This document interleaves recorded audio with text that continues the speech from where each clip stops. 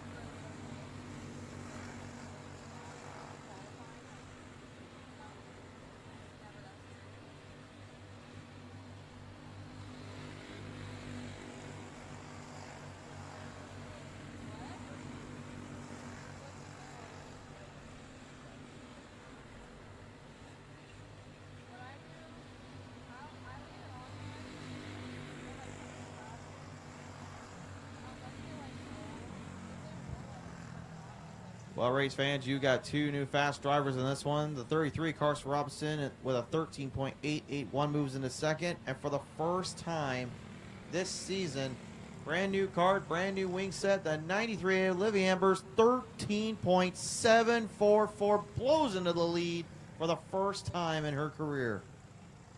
And with only a couple groups left now, we'll see if they can take her down. The 19 is going to be Spencer Mills from Altoona, Iowa. The 1C is Carson Baker from Pella. The 21 JR is Hayden Hawk from Tracy, Iowa. And in the 1B, Braxton Miller from Des Moines. The 41H of Shane Hughes more than likely will be joining this group as he's our final driver, and he's from Liberty, Missouri.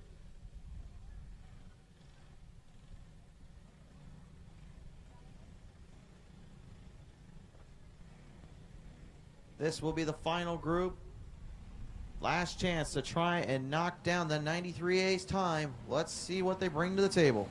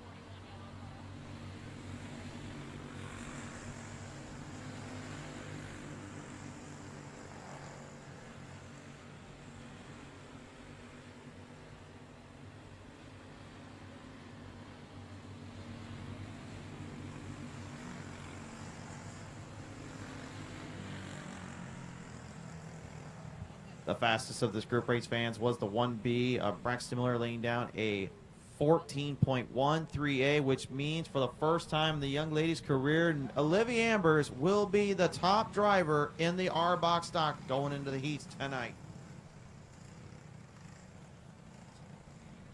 Just goes to show you just a little bit more timing, execution, and honestly putting the pieces finally together.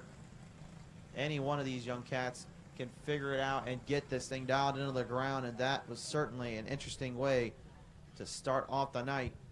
Some heavy hitters coming in quick, and again, you'll see on the YouTube side as well there, folks, my Race Pass and English Creek Speedway YouTube channel, that we do have a little bit of mist going on the lens and the camera there, so we do apologize for the viewers there on that side. Keep this in mind, though, we are dealing with, as much as we are dealing with fog, we are dealing with that mist, so. But we are getting ready to rip this track around a little bit more, race fans. Let's take a look at the next lineup of drivers. In the 3D, it's Riker Van D from Marion, Iowa. The 21A is Alexander Sutton from Knoxville. The 3E is going to be Ethan Matrissa from Oskaloosa, Iowa. And in the 18, that'll be Cole Earls from Ziering, Iowa. This is the intermediate wing. Qualifying times now on the clock.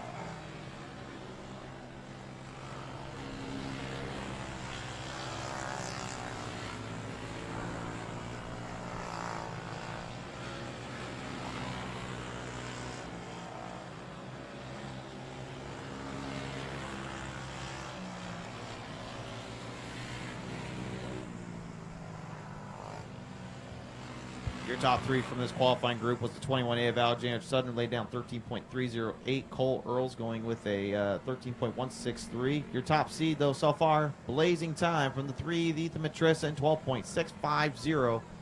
That is the mark, with 3 drivers left to go after it. Driver the number 53 is Liam Mason from Liberty, Missouri. The 9 will be Lauren Fultner from Knoxville, Iowa. And then the 142, Cruz Miller from Des Moines. This will be our final group of drivers for intermediate wing. All 7 go to the heats and the A main for intermediate wing outlaw tonight. Time to see which one of them has the speed to take that spot away.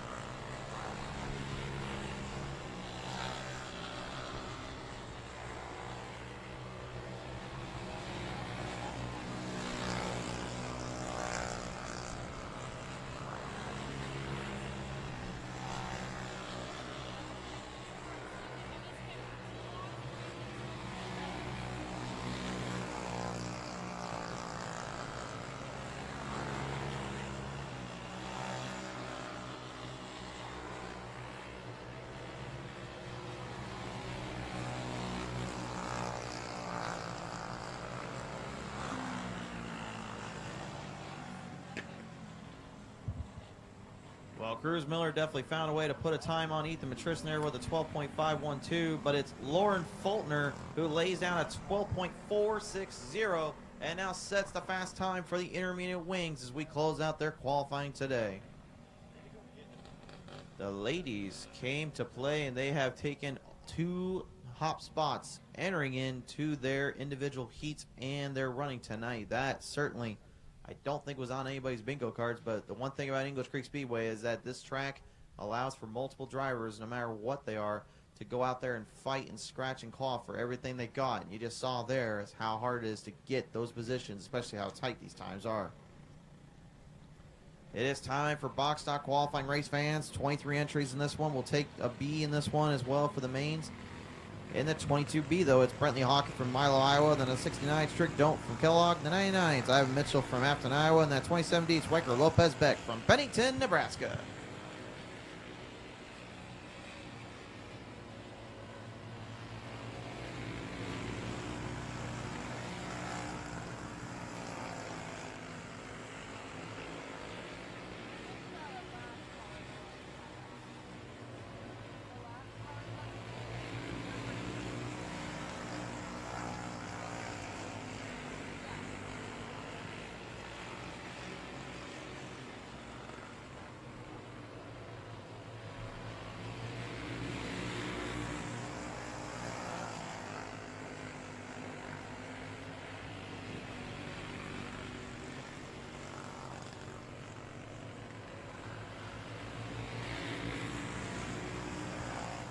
Top 3 from this one here starts with the 99 of Ivan Mitchell getting third fastest, 13.296. Trick Dome, that 69 getting 13.182. And the 27D of Riker Lopez Beck laying down a 12.465 is the one. They're all going to be hunting down now.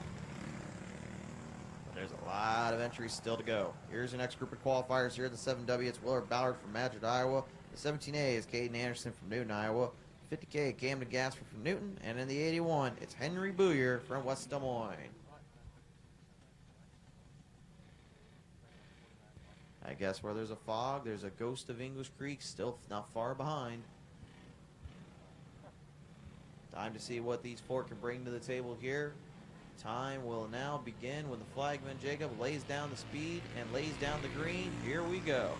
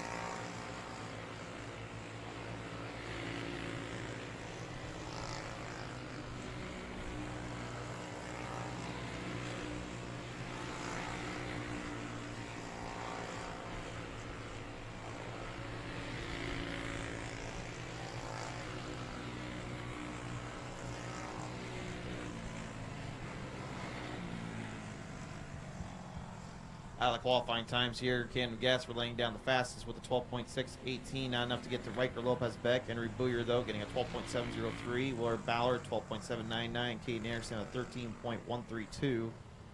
Bumps a few of them down on the lineup here, but not enough to take down this 27D as we now bring in our next group of drivers. Driver of the number 54B, it's Briar Van D from Marion, Iowa. And the 83 is Maximus Henderson from T, South Dakota. The 84 is Brooklyn Signs from New London, Iowa. And the 21, it's Jordan Lodwick from Little York, Illinois.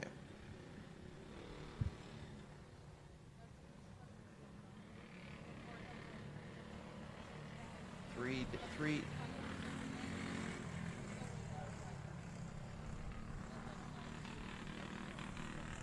Right now, currently, it looks like we're missing the 54B at the moment. No, excuse me, not the 54B, excuse me. Looks like we're actually missing the 84 Brooklyn Signs right now. Looks like they'll have to go without her here. 3 going to go out. Here comes our qualifying laps.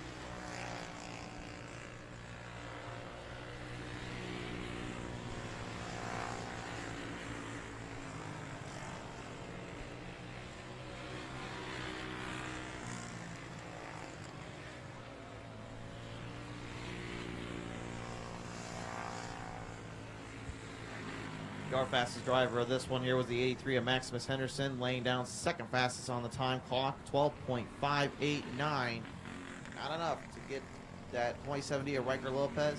Got a 12.465, still the mark to beat. Well, next up on the driver's lineup here is to be the 1K of Cruz Miller from Des Moines. The 16S is Aubrey Steele from Kirkwood, Illinois. The 88, Gannenheim Baum from Mitchellville, Iowa. And in the 72, Crew Lowry from Ottumwa, Iowa.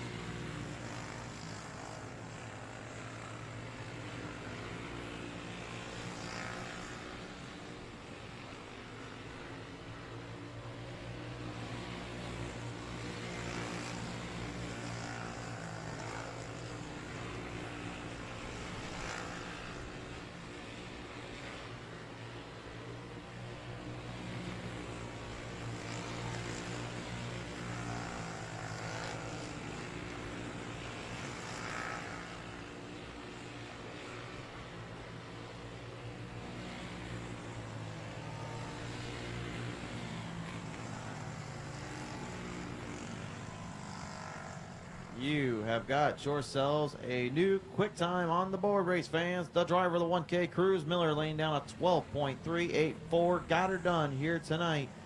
They are now the one that holds the pole in the box stock qualifying with just a few drivers left to go.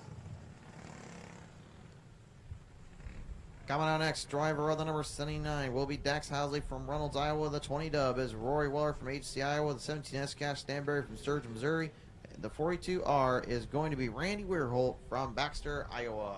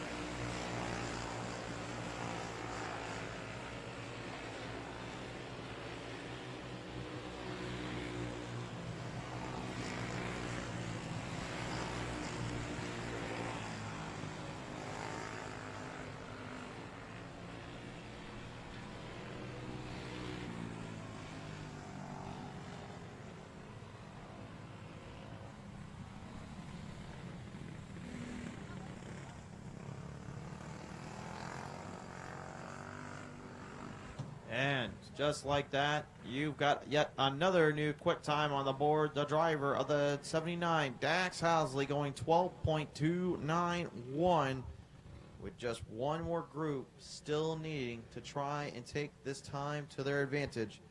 In the 22, it's Carson Sanders from Des Moines. The 4 C's Carson George from Altoona, Iowa. And then the 9, that's going to be Beckham Castle from Cedar Rapids, Iowa. This is your final group for the box stocks.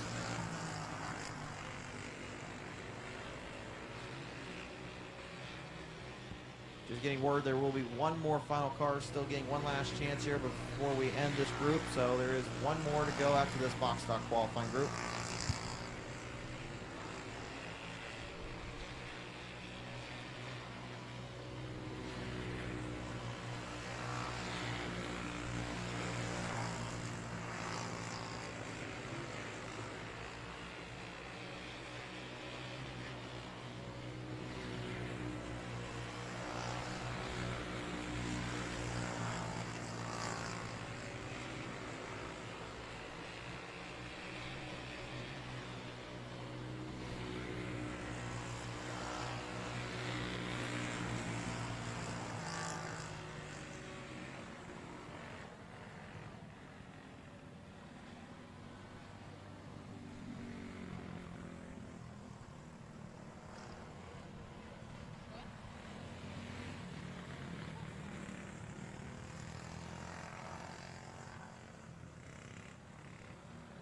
So nobody was able to take down the 79 Dax Housley here. He is still the fast seed in this one with one more car supposed to come out on the track here to finish up box stocks from what I am alerted down there.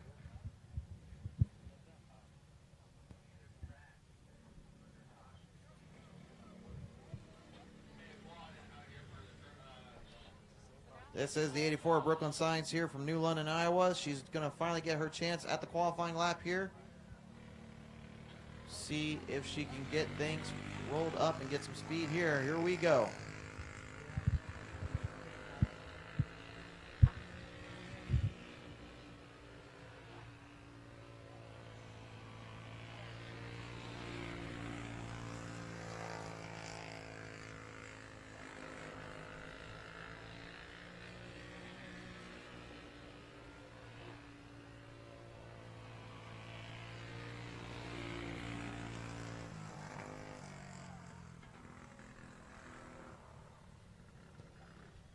And with that, Brooklyn Signs laying down the time.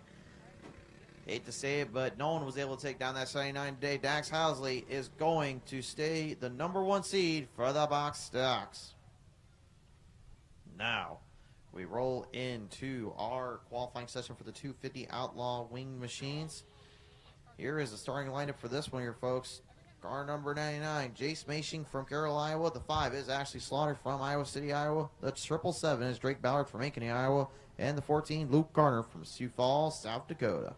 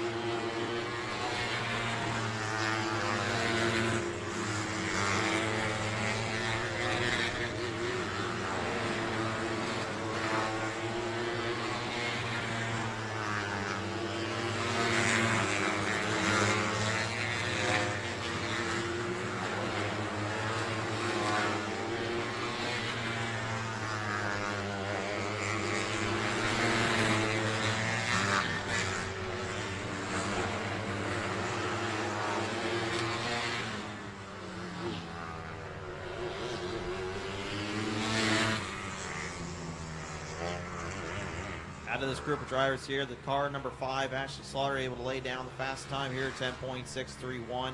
Luke Garner going 10.837. Drake Ballard, 11.391. That's your top 3 for the start. Long route of drivers to go, though. Here comes the next lineup in the 45K. Caden Daniels from Moravia, Iowa in the 79. Dax Housley from Reynolds. The 15K is Colin Sly from Bondurant. And the 60 is Riley Dawson from Indianola, Iowa. That is your next group. One more group to follow after them. Let's see what these 4 have to offer.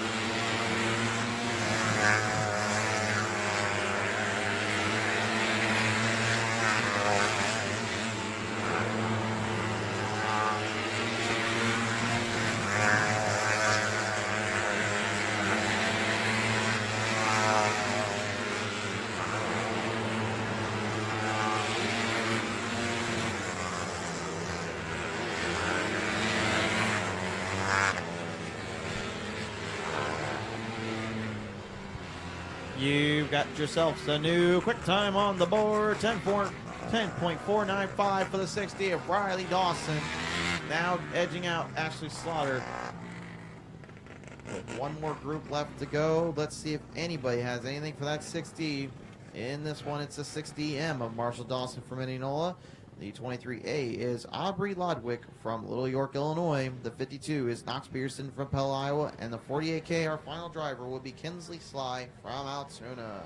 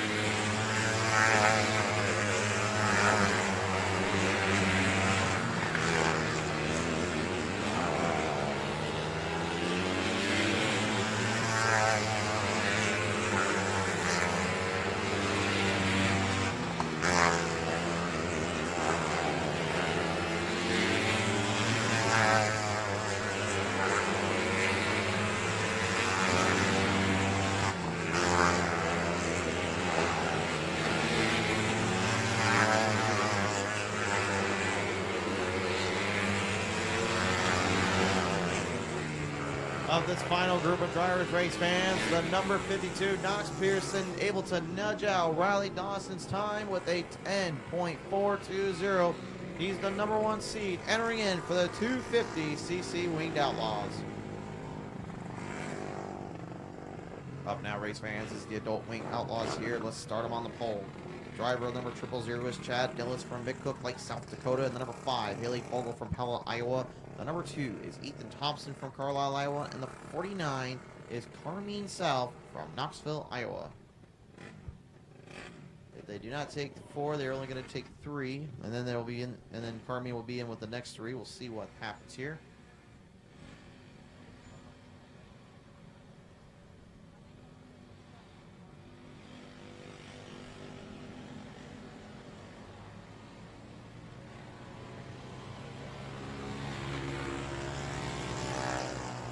All 4 onto the track, which means we'll leave 2 other drivers still to qualify after this one.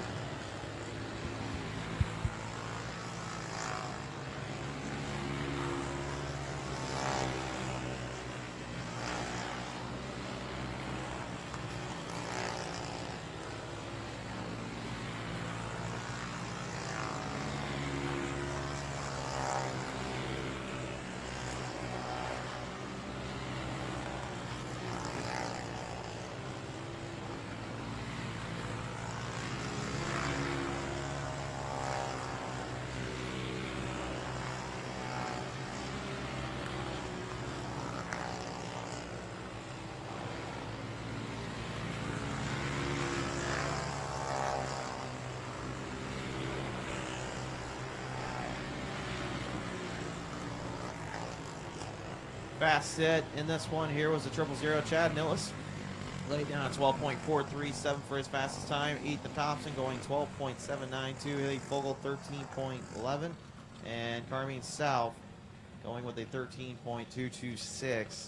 With 2 drivers left to try to take the spot away, here's your final 2. In the 21, Landon George from Monroe, Iowa. And the 09's Paxton Ben from Milton, Iowa. This will be your final group for the Adult Wing Outlaws.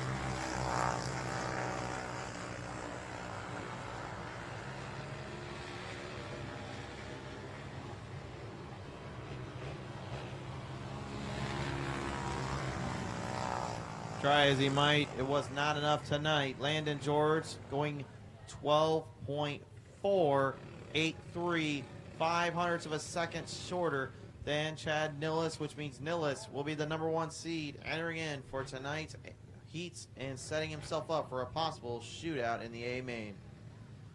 One last class qualifying sessions to go here, then we'll get ready for our invocations here as well as our national anthem. Here's the first group up on the Open 500cc. 17 entries with us tonight. In the #5, it's Ben Fogel from Pella, Iowa. That 30C is Carter Hansen from Johnson, Iowa. The 52 is Knox Peterson from Pella. This 47 is going to be Nate Carroll from Runnels.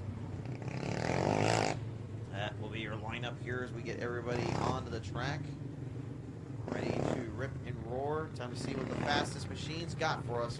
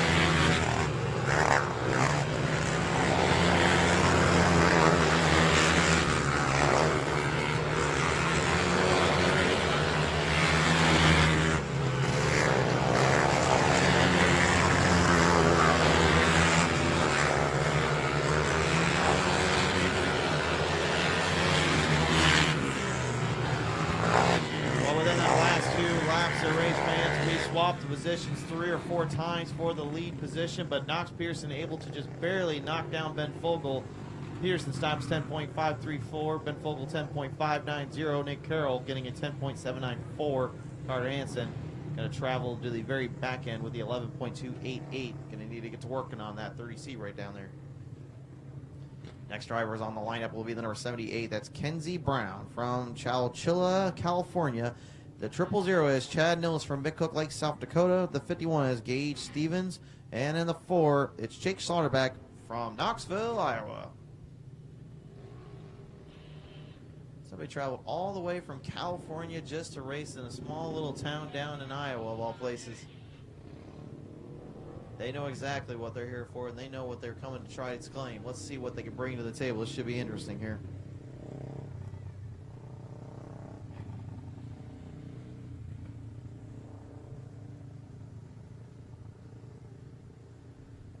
One thing I will not knock around here, though, is there is a lot of bad, fast California drivers that come around the scene here. Of course, the Pennsylvania crew as well. You may have known that one as well. They are definitely ones to watch out for, so let's see what they bring to the table. But it's time to get ready to set our lineup onto the track here, folks.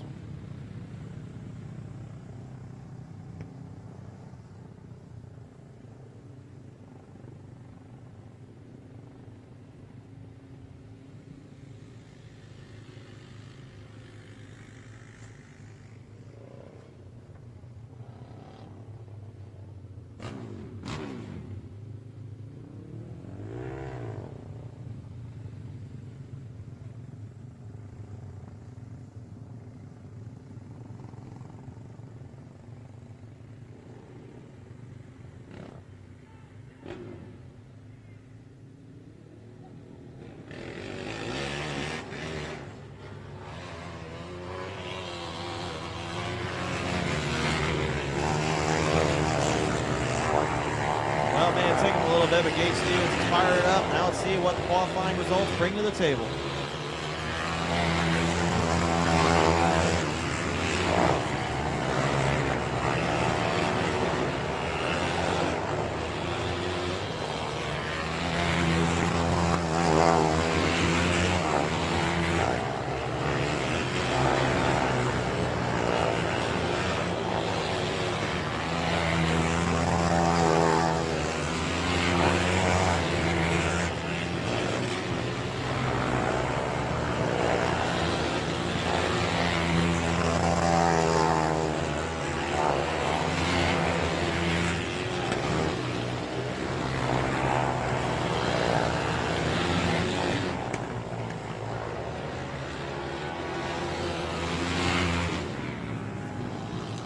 Well, good thing he fired it because Gage Stevens has got the lead with a 10.514, the new fast time on the night. Next up on our lineups here, race fans, will be the number 7, Nikki Ballard from Ankeny, Iowa. And the 84T is Brody Tucker from Pella. The 24P is Preston Smith from Cambridge, Iowa. And that 33 is Jaden West from Des Moines.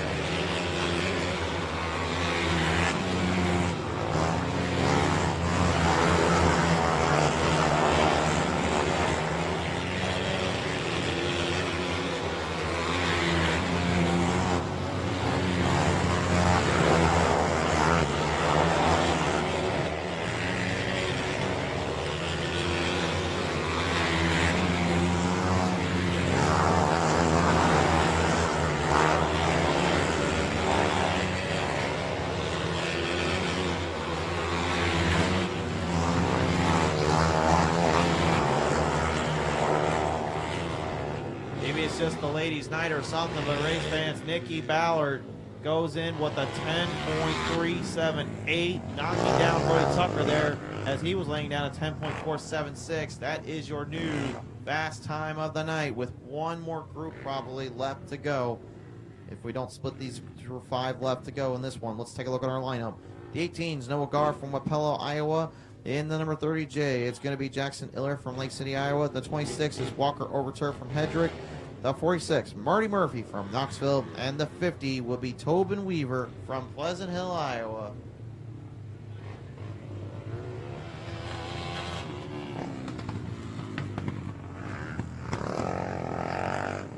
Currently awaiting to see if we can throw the other one out on the track here. Looks like that will not be the case, so we will run 4 of them out on the track. Here we go.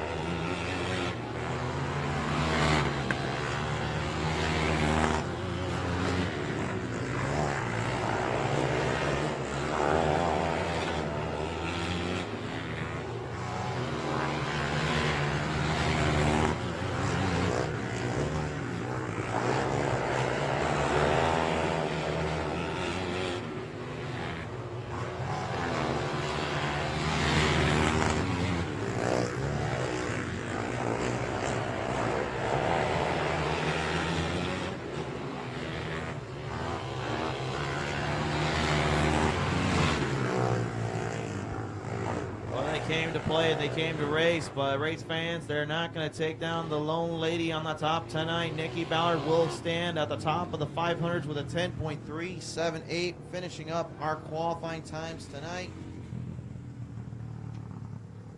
I don't know when the last time this has happened, but half of our top spots, boys and girls, 3 and 3. What do you know? While the field gets ready to work their tracks in here and get everything squared up, while we are currently dealing with old Mother Nature as well, race fans, we're going to cut to a quick message and break here, and then we will be back with our national anthem as well as our opening ceremonies for tonight's racing action here on this very, very foggy July 24th weekend.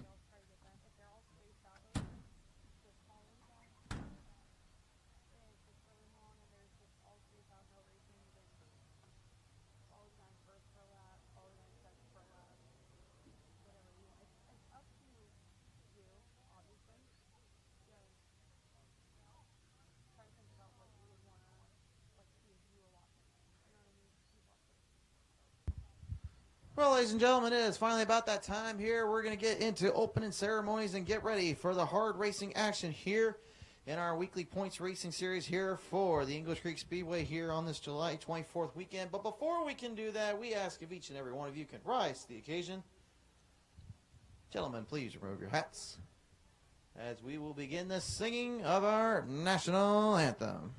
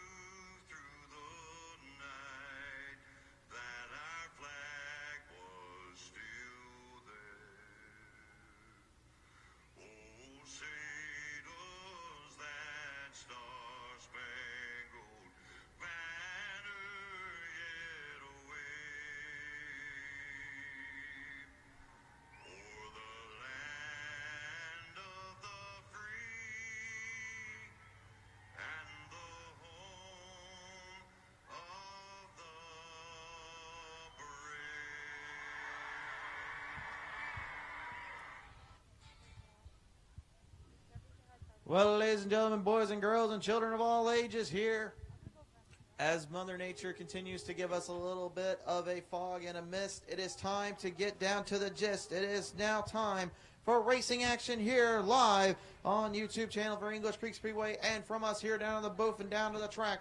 It is time for the showcase of hard racing action here and now. Let's look at our starting lineup here on the pole in the drive. Row number 93A is Olivia Ambers out of Dallas. The outside in the 1B will be Braxton Miller from Des Moines. Row number 2, the 224 Sawyer Struck from Analyst, Iowa. The outside in the 12 is Landry Kincaid from Cincinnati, Iowa. Row 3 in the 1K is Kyson Fitch from Mingo, Iowa. On the outside, the 33A, Aurora West from Des Moines. Your final starter for your very first R-Box stock heat of the night.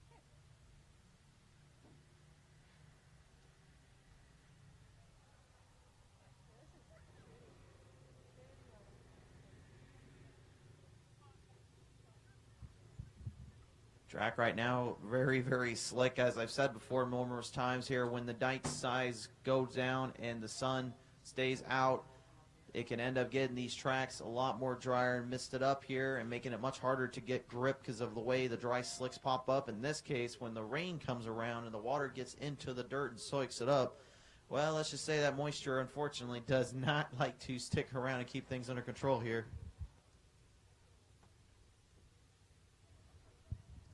This will inevitably be one of the tougher races that every one of these drivers tonight is going to have to face up against when we get this circuit up and running. They're going to have to go up a slick track up against a very tough racing track. Not to say that these drivers can't adapt and manipulate through the speedway here, but again, it can be very, very treacherous and tough to nail down. Track officials right now just looking through everything over right now, making sure we can get this going. Triple checking the track over with the ATVs and making sure that it can be raced.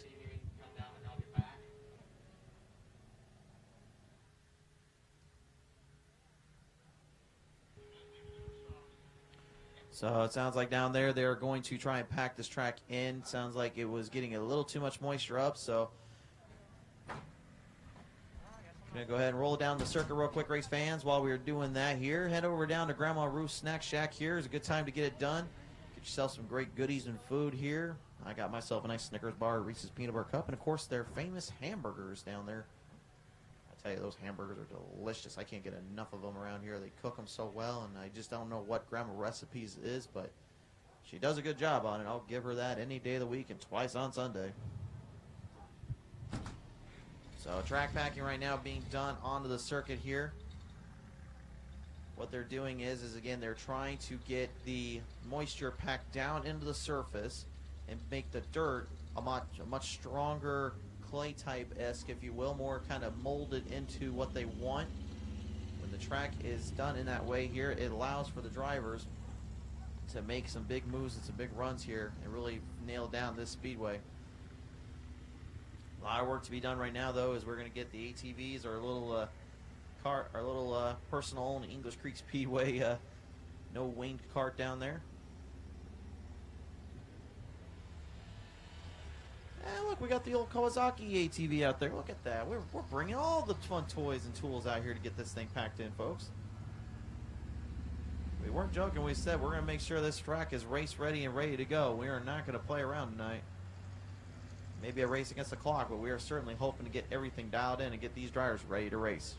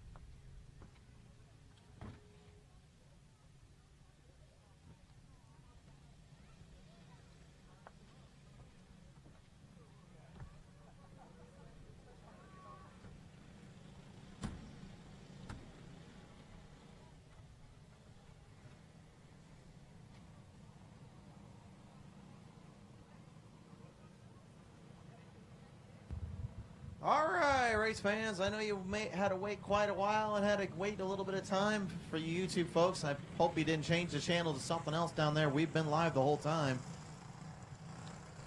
Missing two right now. The need to get onto the track here. We are still missing, it looks like, the 1K and the 33A.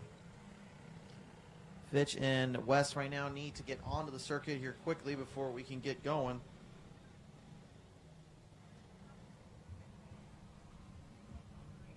I see them back there. I see them getting to work right down there, so I think they're going to get these things up and rolling here. They just need to fire them back up.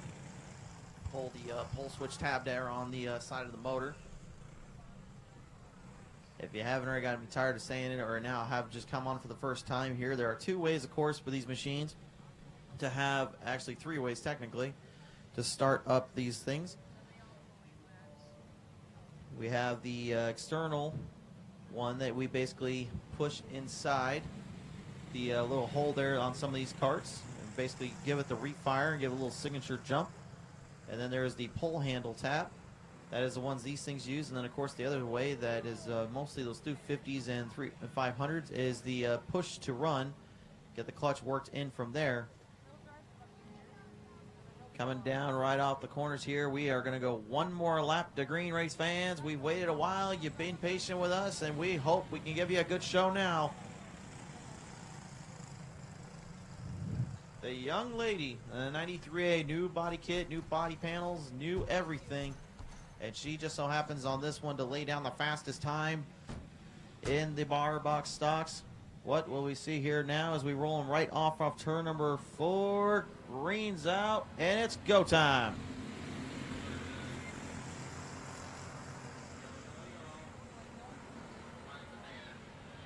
And that's going to be a yellow flag out on the track. That was due to a non-good restart there.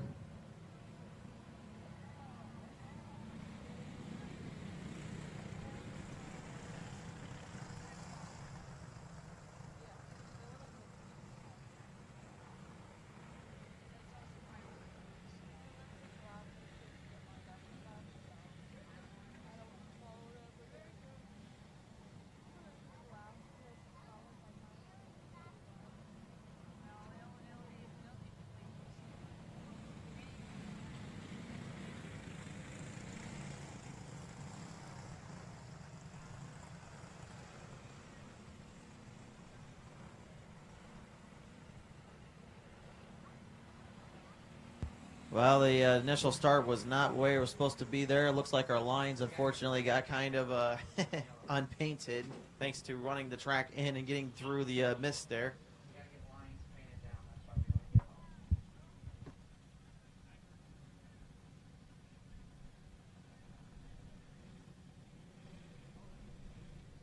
Well, since our flagman Jacob having a little troubles down there, I guess I'll reiterate here on the mic because at least it'll help him out a bit. Biggest thing there was, again, we did not have the lines there off turn number 4 line in position. We did not have any way for them to see it, so we need to get the white lines off that corner with chalk down so they can see it. These young kids, again, are going off the instincts of their own styles, so they know when it's time to get going. It's time to get racing.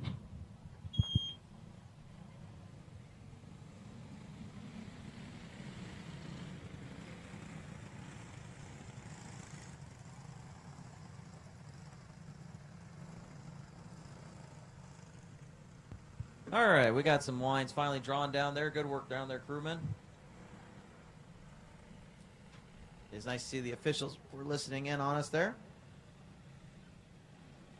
Unlike our good friend Jacob down there, who unfortunately having a little bit of radio communication issues. So hopefully we can get that fixed up for him here as they're getting to work on that.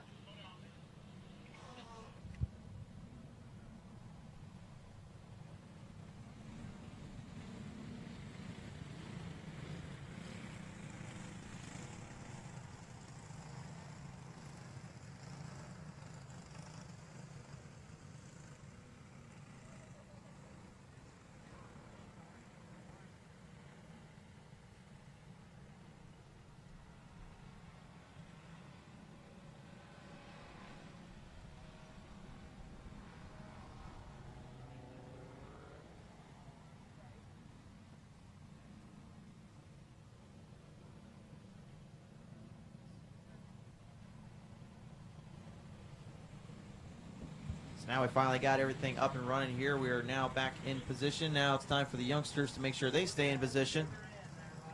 Turn the yellow lights off now, and let's get them fired up and ready to go racing. Olivia Ambers will lead us down here. The 1B of Braxton Miller going to be on the back half, ready to run this thing down. Coming down off of turn number 3 and going for number 4 here. Ready to fire him up off to the green. And here we go. I guess I should probably mention real quick as well, top 4 transfer in. The rest will go to the B main. So one spot will not get to the top spot here. Let's see how that plays out of the gate as Olivia balled back into third early here as a 1B. Braxton Miller taking the early lead here with a 12 machine of Landry Kincaid right behind him. Trying to dial it in and get some more momentum cleared up on the track. Sawyer struck in the 224, trying to eye down the 93A of Olivia Ambers here as they make their way down off through turn number 4 here and down into the pack. Trying to find the grip and trying to stay out of the ugly stuff up there. We may have packed the track, and that doesn't mean this track is going to be any easier to tame. It's going to be one fast track when that moisture stays up and keeps this playground dirt buried into the track. And right now, the 93A Olivia Amber is getting a little bit closer here to that 12 of Landry Kincaid as Kincaid fights hard with that 1B. Push up on the inside lane now. Pushed in the inside though around, and there goes the 12, a little too hard into the gap, nosed in by the 1B.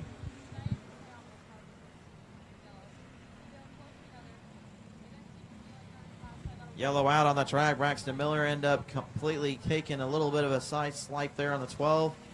Yeah, looking for my view there, looked like came up and then went down. The 12 thought it was kind of clear, but they ended up getting smacked, and once that steering wheel basically torqued to the left, it was, which way do I go now?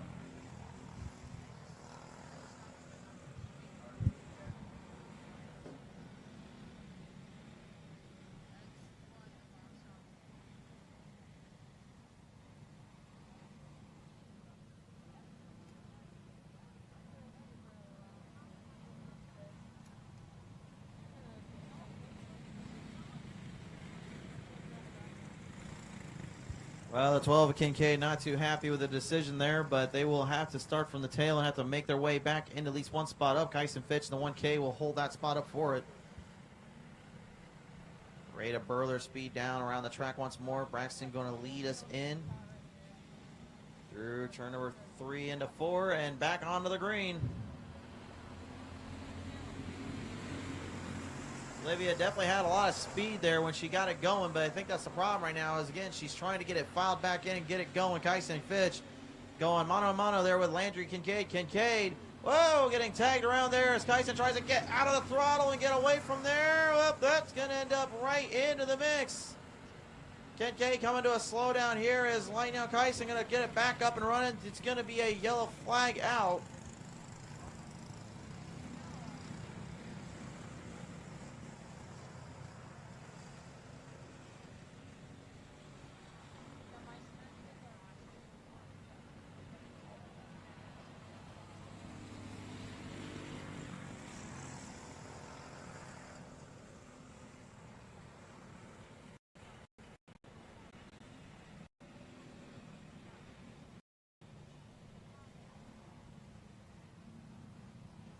So the official's going to call it on the 1K there. Went down into the inside there off turn number 3 and 4. Bashed and beaten around that 12 a little bit too much, causing too much trouble. Now we'll bring us back into position here.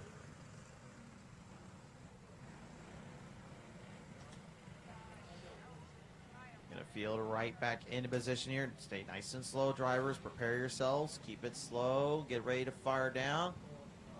That 12 car, though, with a big jump out of the gate. That's not going to settle well with the officials.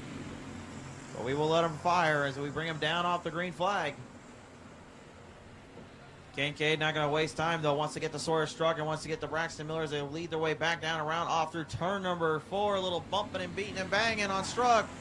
Kincaid and Struck right now battling each other and hitting each other with all they've got.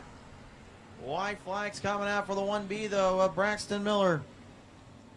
He's hanged on for this long, but Kincaid certainly wants to take a shot and a swipe there if he can take his lead. Digging into the corners and trying to find one more runoff here down on the final backstretch here off through turn number 3. Coming from on turn number 4, the 1B, Braxton Miller going to get it done. Kincaid second, third goes to Struck. Forward goes to Olivia.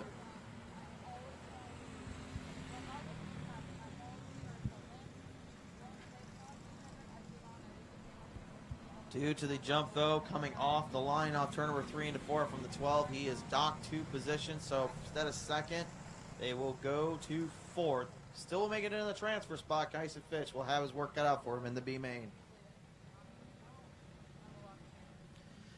All right, now on to heat number 2, race fans. We got plenty more to show and plot more racing to get at it here, so we're going to try and muscle along through here tonight. Car number 33 is on the pole. Carson Robinson from Indianola, Iowa, on the outside on the 21 JR. It's Hayden Hawk from Tracy, Iowa.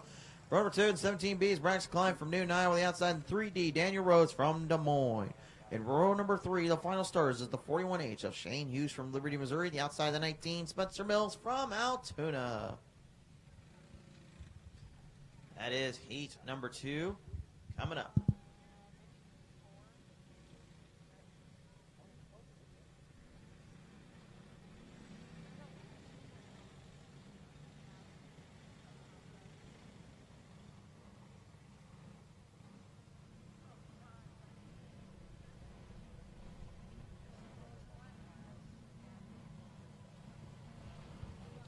So the 21 JR of Hayden Hawk not making the call here. Scratched out in this one, which means yet again only one driver will miss out on the A main. We'll have to fight in the B for this one.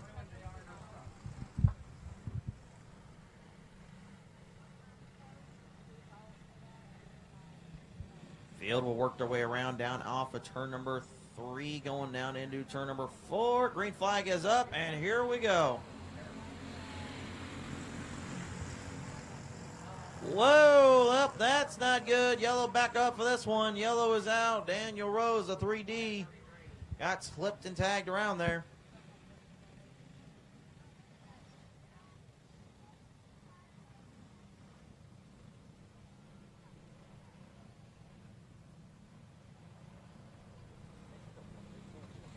So the 3D, Daniel Rhodes, looked like he just came down to the 33 there and ended up getting tail whipped and spun. Looks like he needs a refire down there as well.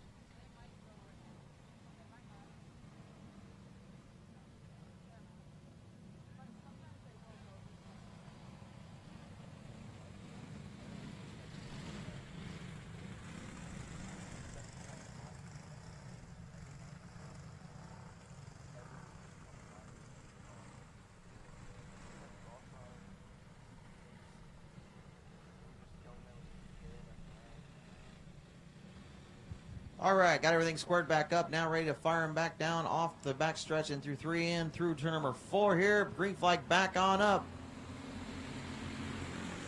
Daniel Rhodes will lead us down the 3D. Braxton Klein right behind as Carson Robinson immediately looking to shoot through some gas and fighting hard with the 41H of Shane Hughes. Traveling back quickly, Robinson able to make his way around the 41H machine here as they work their way down in through the corners. Every driver now for themselves. Spencer Mills got a long road ahead of him right now to try to get into that A main position here as they battle hard for second though. Robinson catching up to Klein.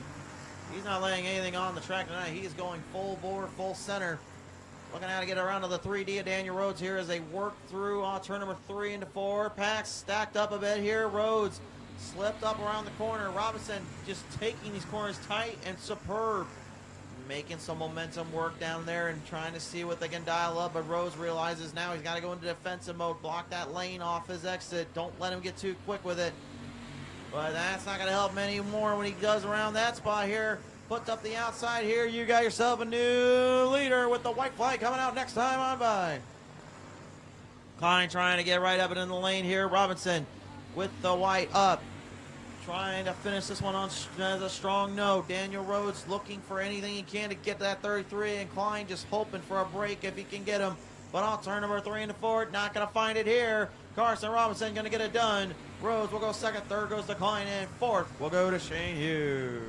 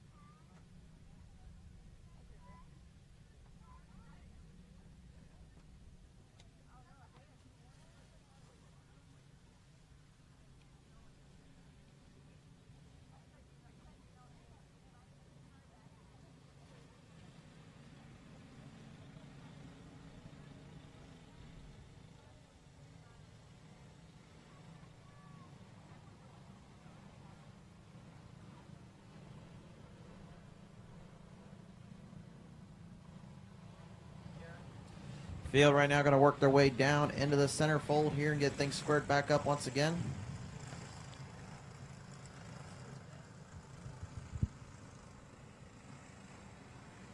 You want to do these guys? I gotta fix this. Field going to get worked in down around the track. Oh yeah, here's your lineup as well. If I finally get my paper back from Ethan, who snatched it up for me. Drivers in this one was the I-70V McDermott from Berwick, Illinois. 25 Brock McCumber from Bruin, Iowa. The 3K is Kaylee Matheny from Des Moines. The 1C was Carson Baker from Pella. And then the 79 is Arlo Casil from Cedar Rapids. That was your lineup. And right now it's Ian McDermott who leads us down.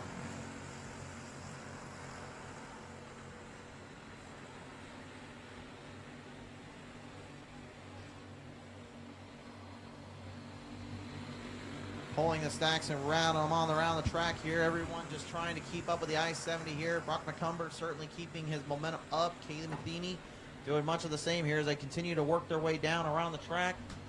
Circuiting through. It is still McDermott with about a tenth of a second lead. Actually a full second lead, I should say. About a half. Currently just trying to keep that speed going, get things dialed up more. You can watch all this timing and action here, of course, on our My Race Pass here as we're getting the white flag up coming up next time on by.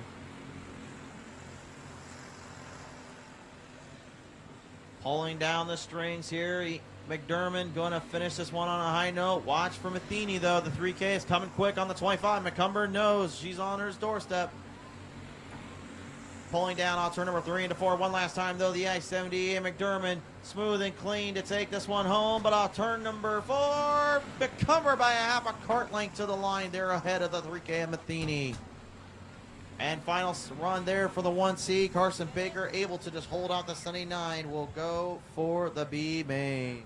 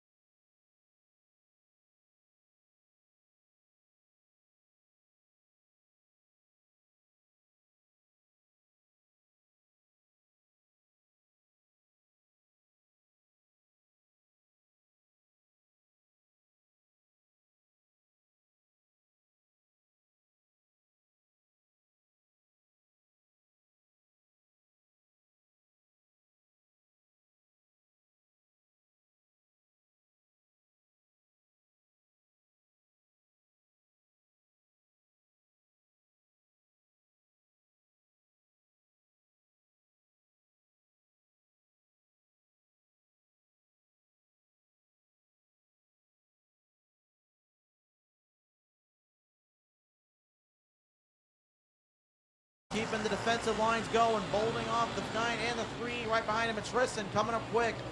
Jump off turn 2. Alexander Sutton, that 21A, slipped up a little bit off the pace, lost a little bit of ground, opened the door up for number 53 of Liam Mason and take control of the 5th spot. Sutton right now trying not to be in the dead pack stack, ready to get up to the front stack. Here is the 3D of Riker Van D, trying to muscle her way in back as well. Cruz starting to finally dial this thing in a bit here. Fultner and Matrison trying to hang in there.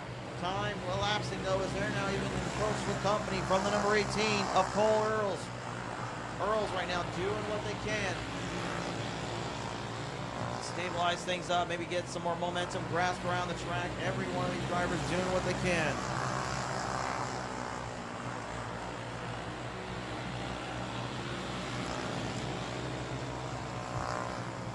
White flag up here for the 142. Cruz Miller here. Fulner had a great battle with them out of the gate. Matrison came up quick and came up swinging. But you got to give the nod to the 142. Cruz Miller getting it done here for the intermediate wing outlaw heat. Miller going to get the win. Fulner going to go second, third goes to Matrison, fourth to Earls, and fifth to Mason.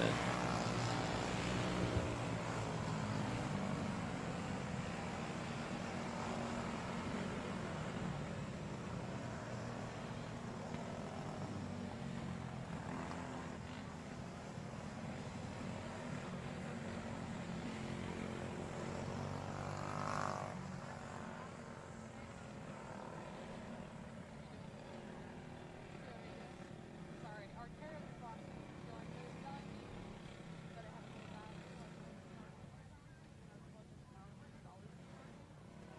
So I had to plug it back in and start it. So I had to.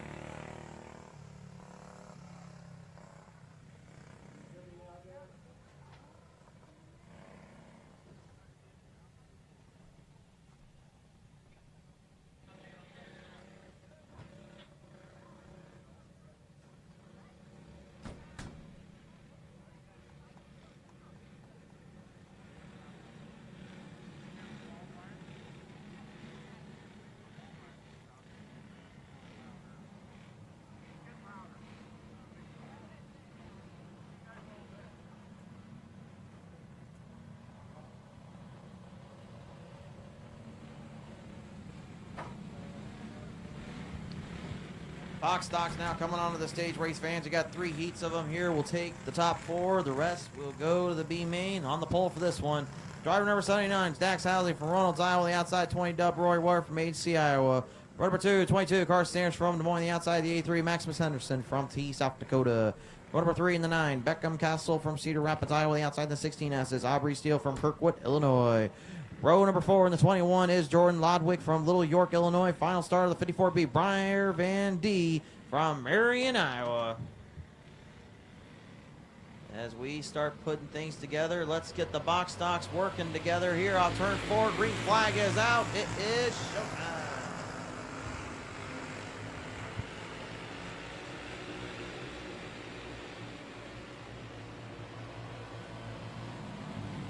Yellow on the track here, not the restart they wanted, and they're going to need to do a complete do-over on that one.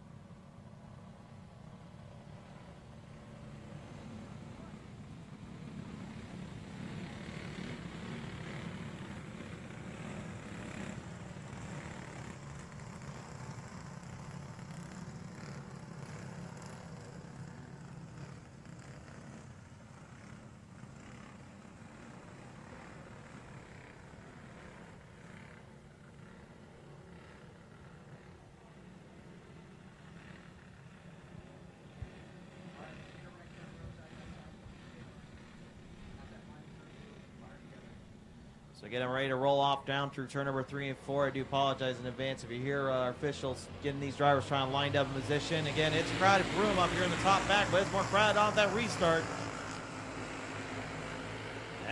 the gate. It will be Housley leading us down here. Roy Weller deep on the corner and pushing through. Everybody right now making their way on the track, trying to find some pace on the stack. Weller right now continuing to hold down the charge here and into the gains here. Meanwhile, the number 9 there, Beckham Castle, trying to get something going there on the 16S. Aubrey Steele for the 5th spot. Transfer spots up for grabs there. Up on the front row there is Carson Sanders and Maximus Henderson. Having a good little tussle down off the back straightaway, but it will be Henderson who takes control of the lane off from the 22. Steele dealing with the 9 right in front of him here, trying to make a corner back down. Couldn't catch him in time. Meanwhile, for the race lead, Housley and Weller doing what they can right now to stabilize position, putting grounds in the lanes. You wouldn't have thought they were bound for the lead. You would have thought they were bound hard to get that transfer spot. No, they literally want the top spot going into the A main tonight. Not giving an inch down there as they continue to hold down the speed. Housley just starting to finally kind of catch a bit of a grip and a bit of a breath, but Weller, credit where credit's due, he's not giving an inch. Green flag up this time. We got one to go next time around. Sanders right now with too much trouble there. Open the door, and now Beckham Castle, just like a silent assassin, has moved his way into the final transfer spot. Weller caught himself in a bit of a troublesome situation as Briar Van Dijk lap traffic slowing him up, trying to get to Housley, which will give Housley the checkers on down for the 79. Second will go to Roy Weller. Third goes Maximus Henderson. Then your final transfer spot's the 9 of Beckham Castle. Beckham had to really work for that one here and had a fight and scratch a claw to get back into this one here, but did successfully. Keep in mind, folks, he was way back in the field battering the steel there for a little bit, then finally started to dial this thing down.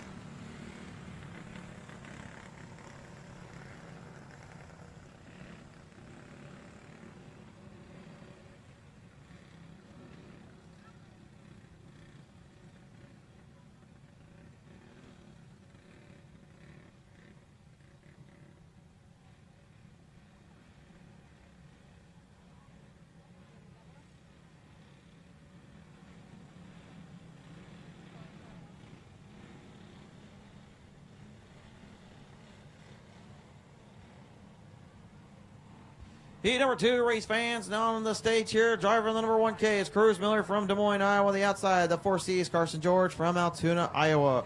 Row number 2 is going to be the 17S Cash Stanberry from Sturgis, Missouri. The outside, the 50K is going to be Ken McGasper from Newton. Row number 3 is going to be the 7W Willard Bauer from Major, Iowa. The outside, the 17A is Caden Anderson from Newton. Final row, row 4 is the 99. Ivan Mitchell from Afton. The outside, the 22B, Brentley Hockett from Milo, Iowa.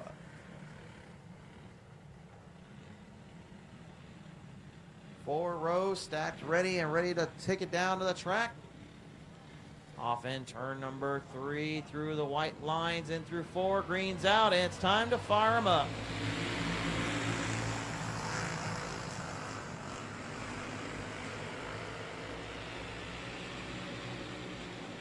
Cruz Miller going to take the early lead.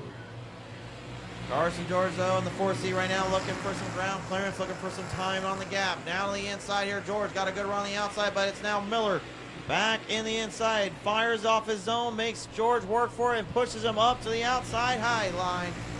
And that might have done a lot more damage for him because now he is in a very tumultuous spot. He's got Willard Bauer in the 7 right now, looking to take that spot away.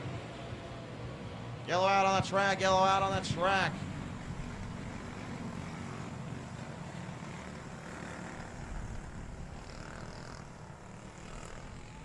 Piece of debris down there on turn number 2. Safety hazard there, unfortunately. Needed to get that out of there quickly before it was going to end up being too much troublesome down there.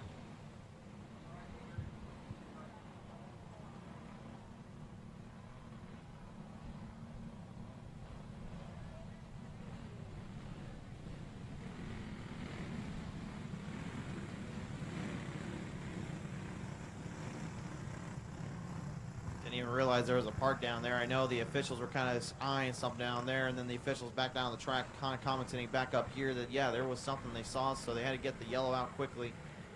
Even though the racing was solid there for that minute, again, you got to focus on the safety hazards. Cannot let things get dangerous here. These drivers are running at full bore speeds and power. We cannot be putting ourselves in a tough situation here as we bring him back on down to the green flag. And Miller once again going to lead us down. Camden Gasper, though, on the 50K, making a huge beeline for us. Carson George goes to the inside, pushing Stanberry around. Whoa! Got tangled up with Stanberry. They're going to go 3 wide right off turn number 4. They're beating and fighting and scratching, and George just basically took a 2-for-1 special on the White Wings. I wonder if Buffalo Wild Wings going to serve up some of them, because those White Wings right down there, they were a little bit spicy, they were a little bit salty. And Willard Ballard now really got to be doing frustrated with that 4 C's. He's trying to get some ground back up on the 70S. Cash Stanberry, that's transfer spot up for grabs. Trying to hang in there right now. Everyone looking to try to gan down the track and trying to see what they can do on the circuit. Everyone not giving an inch and doing what they can. Cruz Miller, though, on the 1K leads us down with Camden Gasper in second. Third up for grabs here as George still holds on to it, but Stanberry and Willard seem to be kind of throwing each other around for a bit. Oh! That's why do be Bradley Hockey getting into it a little bit with the 78 at Caden Anderson as the white flag came off. Patrolling him down off the back half into turn number 3 and 4 this time by the 1K. Cruz Miller will transfer and take a top spot away. Camden Gasper second, third, and Carson George fourth to Cash Stanberry. The rest, as they say, is history. They're going to the B main.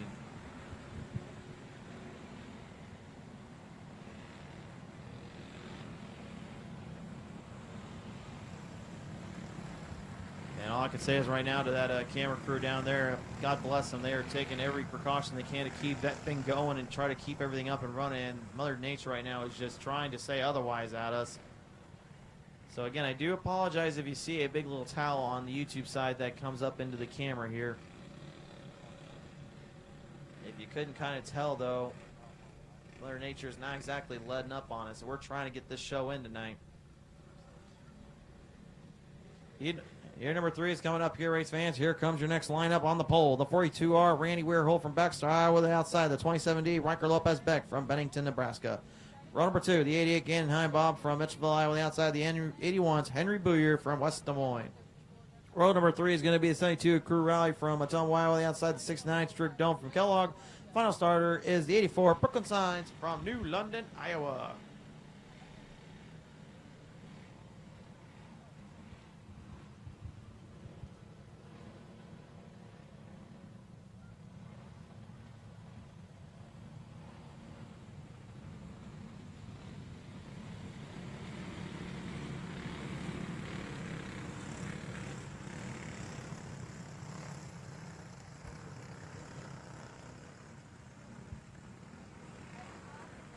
Field right now working on the back half. Rand Weirholt trying to tell the drivers, keep it calm, keep it stable. We want to keep this thing side by side heading for the green. Into the lines and down into the straight. Green flag is out. Here we go. If this was ever a heat, I'd say that's probably filled with talent. I got to give this heat its due. And out of the gate, Weirholt trying to get immediately some jump on that 27D. Riker Lopez Beck. Riker not taken too kindly to getting fast up and swinging for the fences. Now trying to get back to Weirholt. Weirholt will lead him. Down on the outside lanes and into the inside corner banks there. It is the 42R Weirholt leading us down here. Riker Lopez Beck in second. Crew Lowry making his way into the third spot. Gannon Heimbaum, final transfer spots is in his grasp. The ghost of English Creek himself, Henry Booyer right now, trying to get the fog to roll on to the glass visions of these drivers and snatch one up from them. But right now, Heimbaum's got a crystal clear vision of where he wants to be, keeping the race lead in his sights. Still trying to power him down through the corners and down through the lanes here. Trig Doan as well as Brooklyn Signs trying to do what they can to get back up to that 88 as well as the 81. Just an influx, a hooray of speed and talent that I see right now in this heat, and you just see how fast each one of them keeps nailing down their corners, nailing down their runs. Track still holding up well and taking kindly here, but it is going to be white flag out for the 42R. Randy Weirholt got about a second or two gap on him. Now just looking to put this one to bed. Off the corners, down the back half, entering through turn number 3 and turn number 4. Randy Weirhold, checkers off for the 42R. Second will go to Riker Lopez Beck. Third goes to Crew Lowry. And Ganheim will take the final transfer spot while the box starts.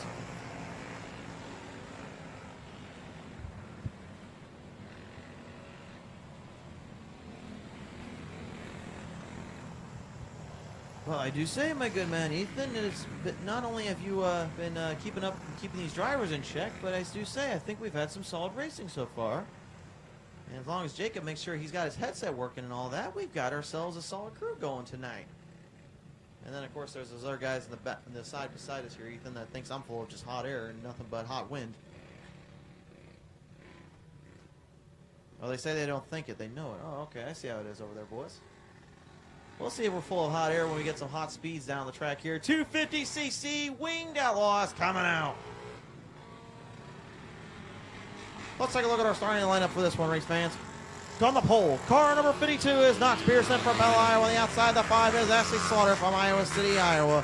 In row number 2 is the 45K Ken Dance from Moravia, Iowa. On the outside, the 99, Jace Macing from Carroll, Iowa. Row 3, the 15K, Colin Sly from Bondurant, and the outside, the 777, Drake Ballard from Ankeny, Iowa.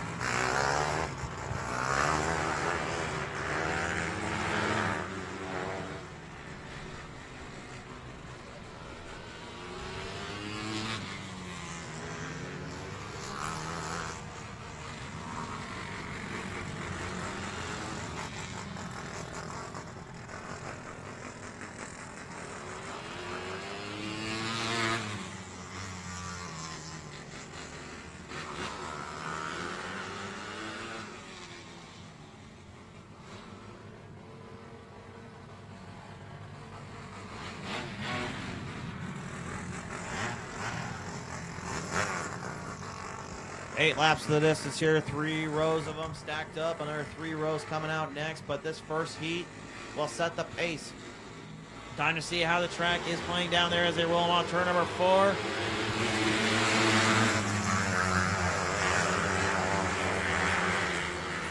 No, no, no, no, no, no, no, no, no, no, no, no, no, no, no, no, no, no. That was not how you start a race there, race fans. That was not how you started, and you just probably can hear old Ethan over here say that's not how you start a race. Figure it out, or you two front runners can go back a few spots. Fire them up to the green, see if they got them good here.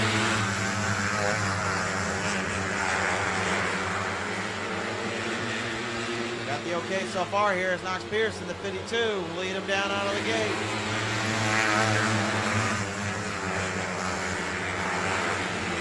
Pearson leading him down right now. Ashley Slaughter in the home shot for the second spot. Caden Daniels row in the 45K. Jace Mason having a good look around the track as they fire him down through the lanes. Both drivers trying to get to the inside verb of the track. Trying to build power and keep it straight as possible down on the exit. The rear end slips out just a little bit. Basically dials back, and then as soon as those inside wheels on the left side kick in, it's full grip and tame. Their biggest deal is always making sure you can get it straight back out quickly before you lose momentum. One slip up like that, and there you see the 777 Drake Ballard, and it could be all she wrote. Engine quit, and now pulls it in the infield. That's not going to be a good position for them going into the feature. They're going to have their work cut out for them. Green flag is up, white flag's coming up next time on by. Knox Pearson at 52 here, leading all 8 laps to this point. Now looking to finish this one strong. Slaughter trying to hold out Daniels there, coming quick for her last tail spot. Off turn 3 and 4, no catch this guy. The 52 Pearson gets it done. Slaughter gonna go second, third goes to Daniels, fourth goes to Mason, fifth will be Sly. That rounds out your top 5 here. Drake Ballard, sadly, DNF, did not get this thing finished.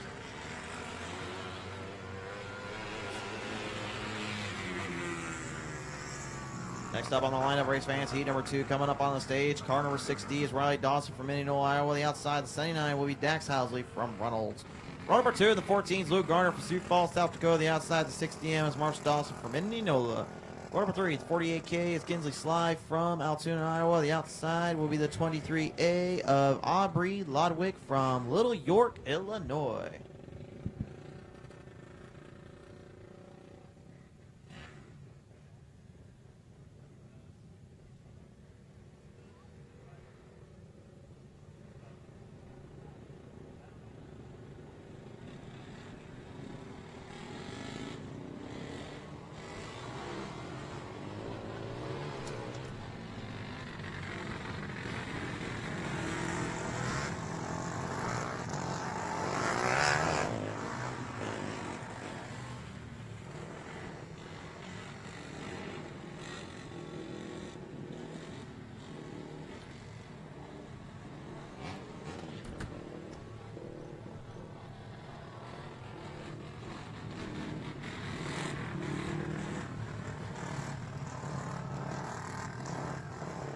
Eight laps of the distance now for your heat number 2. Final heat for the 250cc's. Prepare for more power to be dished out on the track. I see 4 or 5 of these front runners that can certainly show something, and one that may be an underdog here. Let's see what they got. Out of the gate, it will be Riley Dawson taking the early run. The 79 here of Dax Housley trying to get some ground up, but here comes Luke Garner, the 14, deep to the inside, big charge here from Sioux Falls. Whoa, hold on down there, Marshall. Don't be beating and banging that thing on the bird. Keep that thing nice and straight and stay away from getting too hard on the charge. And that turn number 2 there has been fighting a few of these drivers here off the corners. A lot of it boils down to the fact that, again, the track currently in a bit of a kind of tail whip. It's building speed and it's building grip, but again, the more that grip's building up, it's also losing it, making certain areas of the track much harder to grip. Riley Dawson skates go at 6D. He's pretty much right on point where Knox Pearson was about this time. Pearson was at about a 42.3 for his time. Riley's about 42.127. As we finish this one up, it's going to be a white flag out now for Dawson. Trying to make everyone well aware he came here to race, he came to play. A whole growing field of them right now looking on at what they'll have to deal with here as we pull them on turn number 4. Checker supposed to be out, yellow's out though, yellow is out.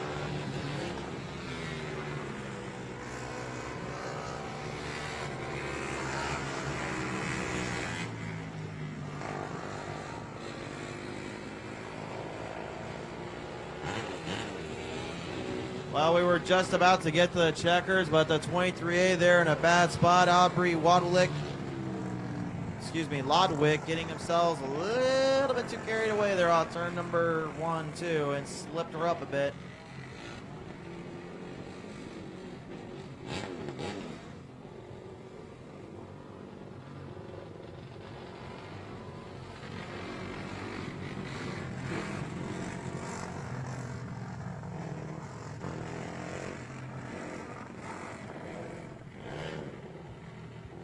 Dawson now will lead us into the back half, heading for turn number 3, looking for turn number 4.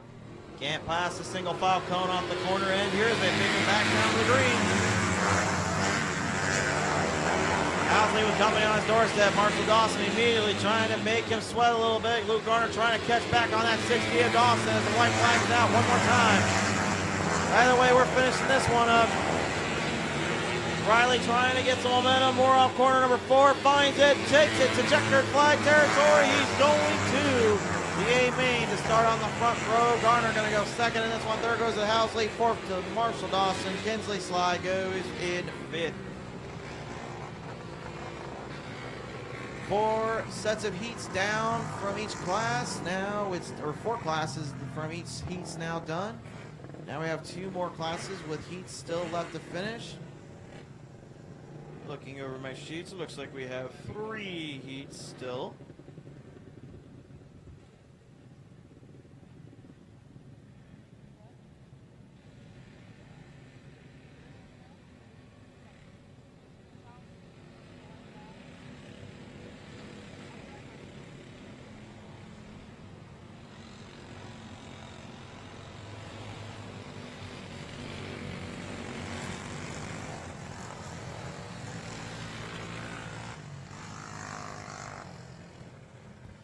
Start on the pole. Driver number 000 is Chad Nillis from Midcook Lake, South Dakota. The outside, the number 21 is going to be Landon George from Monroe, Iowa. Row number 2 in the 09 Bex Bench from Milton, Iowa. The outside 2, the Thomas from Carlisle. Row number 3, the 5 is Haley Fogel from Pella. And the outside, the 49 Garmin South from Knoxville. Lineup good to go. Green is up, and it's showtime for Adult Wing Outlaws. Just basically bigger kids and some pretty fast territory cats. And it is Nillis who leads us down here, but right behind them it is Paxton Benj and Landon George having a little go at it, trying to get that 000. Which one's going to get to him first? We'll see as Carmine South and Ethan Thompson tangle it up, and Thompson going to stop us. That is a yellow, yellow, yellow. And Thompson all of a sudden now finally gets it refired again. Probably had to kick a switch back in there.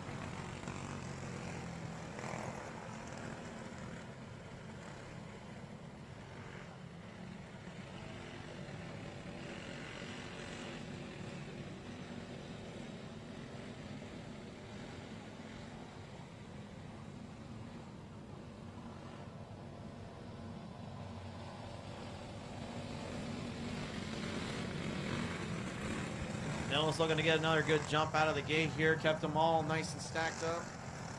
Everybody was waiting to get going, and he was like, hold on until that green comes out. I am not hitting this gas pedal down. And then Benj and George was like, okay, well, we'll play that game, then we'll fire up quick as soon as we get moving. See what happens here as they roll on turn number 4. This, yet again, another slow start from Nillis as they bring him back into the fight. That too, though, that's a little suspicious on that jump there, my friend. See how the officials rule that one, but off turn number 4, it will be Nillis still leading us down. Bench hunting him quick, though. 09 has some speed, but can he get the grip working? Nillis now in full speed territory. It's almost like he doesn't even slow down through the corners. He just basically lets that setup on the wing dictate his pace and dictate his control. Benj with the wing a lot lower here. That does increase the downforce, which gives more speed to hold into the wind current, but the problem is it makes it very unstable if you're not careful. Nillis with a more robust setup, setting a little bit on the higher end. That allows the cart to keep it nice and steady and nice and straight. It's good for overall temptation and speed, but again, it's not good in terms of entering through those corners and getting some momentum kicked up. But if you can keep it from getting bouncing around and too slippery, that makes quite of a difference down there, to say the least. 2 laps to go. This time around here. Green flag switches out for all white this time by Benj right now, still trying to hunt that 000's momentum up, trying to find a way to cave down off the corner. Couldn't get it there. White flag up. I think that might have been his last chance to get something going on that 000, because coming down off the final ends through turn number 3 and heading for home off turn number 4. Benj not going to catch him. Nillis is going to take the victory on home.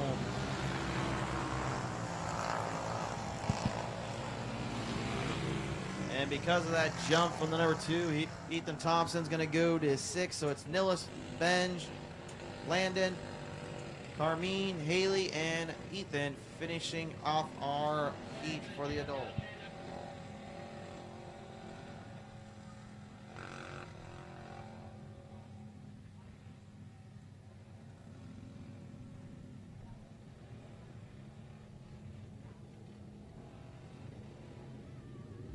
Going to keep the show going again. We're going to be really quick on this one tonight, folks. If we keep the cars on the track, that means the track can't get moisture down into the ground. It stays up. That means we keep a fast-paced track here tonight.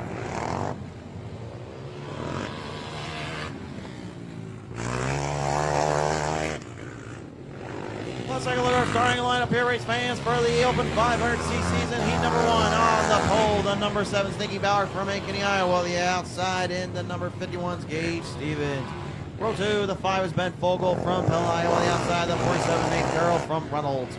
Row 3, the 26 Walker Overturf from Hedrick, Iowa. The outside, the 000 will be Chad Nillis from Midcook Lake, South Dakota. Row 4, the 30C is Carter Hansen from Johnston, Iowa. The outside, the 18 Noah Garr from Wapello. Final start in the 30J, Jackson Miller from Lake City, Iowa.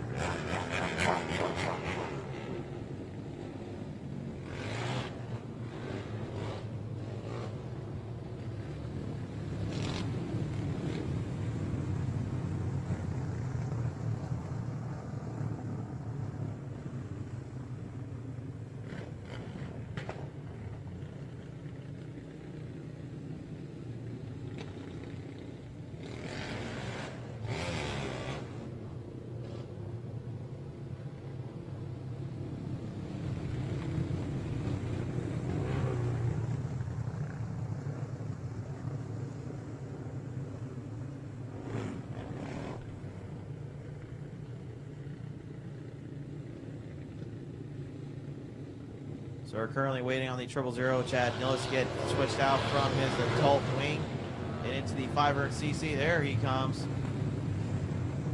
Took him a little bit of work, but he finally figured it out.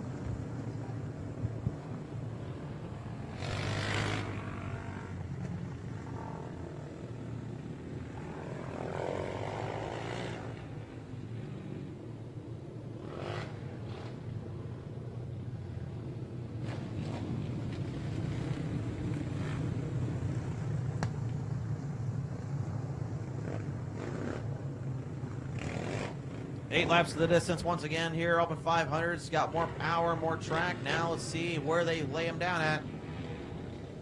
Off through turn number 3 and through turn number 4. Green's out. Here we go.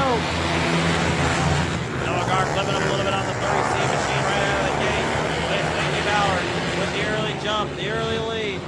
Gage Stevens trying to hunt her down quickly. Gage last time out came out swinging for the fences, took himself a pit to victory lane. Now looking to get it done again. But at the moment, Nikki Ballard, not going to try to say too much here, but has seemingly got some momentum figured out. Meanwhile, in the background here, a little bit of mid-back madness is Noah Gar right now getting back at that 30C of Carter Hansen. Hansen right now trying to deal with the 18, but Gar able to outsmart him, slips up on the corner.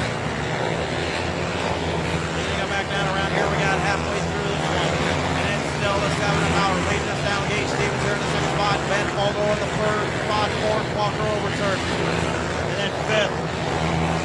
Right now it's being pounded down and hard charged by the 47 of Nate Carroll. And Jackson Miller right behind him though, trying to get some ground cleared up. White flag is coming up next time by Waller, seems to get into though the turn number 3. Yellow is out for the 26, Overturf, loss of power. Momentum and the motor kicking out on the 26. That was not what they wanted.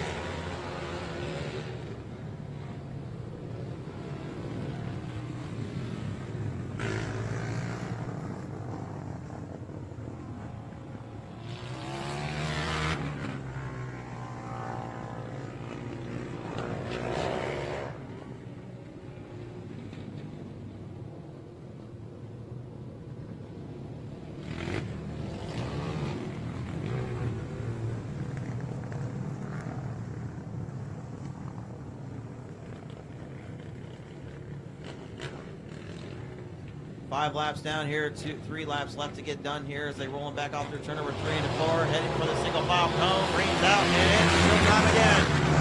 Ballard will lead him. Stevens right now trying to get something going here. Vogel moves up in position.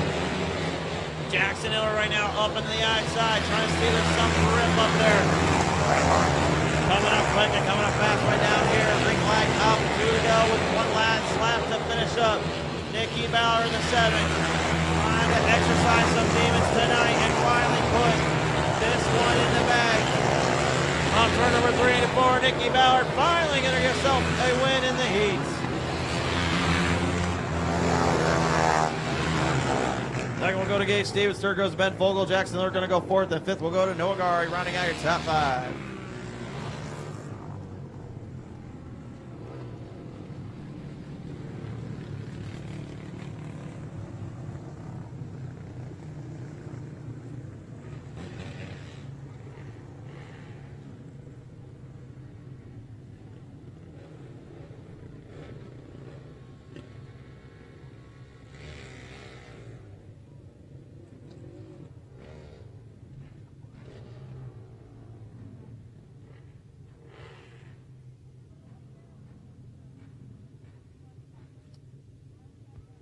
Next class coming up, heat number 2. On the pole in the 84T will be Brody Tucker, the outside. The 52 will be Knox Pearson from Pella, Iowa. The 24P starts row 2 with Preston Smith from Cambridge, Iowa. The outside, the 33 is Jaden West from Des Moines. Row number 3 in the 4 is Jake Slaughterback from Knoxville, Iowa. The outside, the 78 Kenzie Brown, from Chowchilla, California. And finally, row number 4 is the 50 Tobin Weaver from Pleasant Hill, Iowa. The outside, the 46 is Marty Murphy from Knoxville.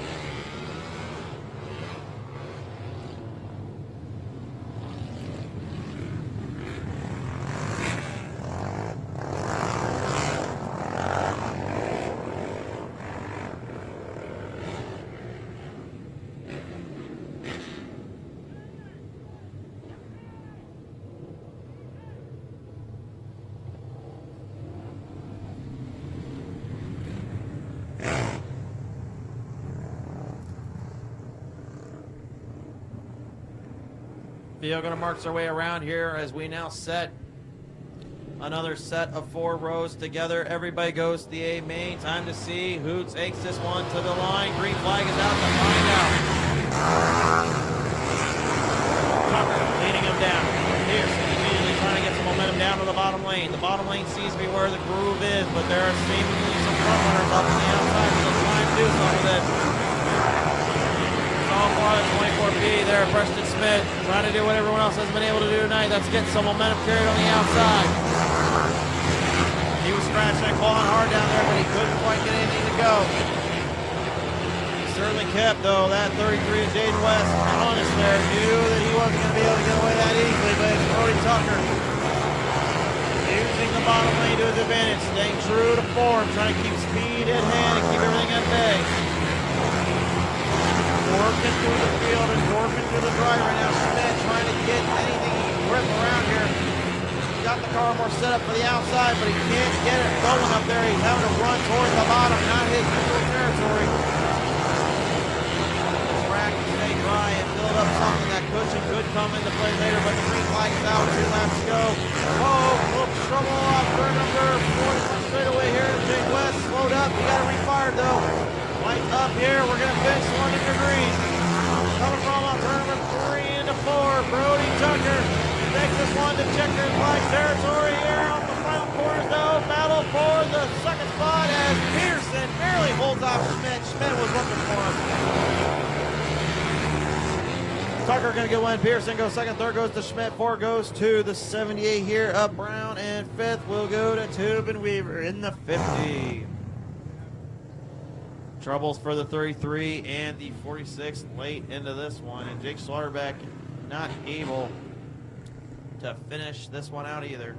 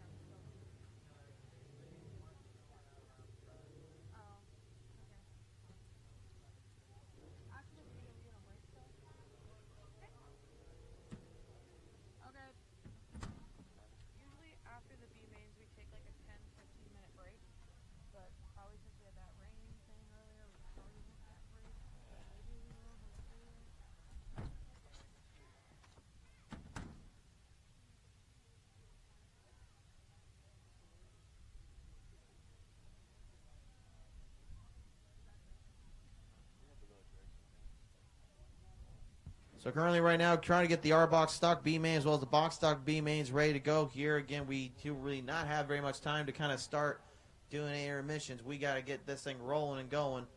Although I will say, though, if you're on the front grandstand side here, this is your best chance right now to get some Grandma Ruth's Snack Shack down there and get something to eat and quickly. Get yourself something to drink. And I don't think we sell ponchos and umbrellas down there, but if you have one of them or have a good jacket, definitely wear it. Unfortunately for our flagman up here, Jacob did not think ahead. He did not put on a jacket, and he's with a short sleeve shirt, but at least he's got a hat on. Oh, he's saying that it's 80 degrees and sunny. I'm not putting on none of that stuff. Well, that's okay. I mean, you can be like me there brother, and put on a couple pounds. It'll keep you warm either way.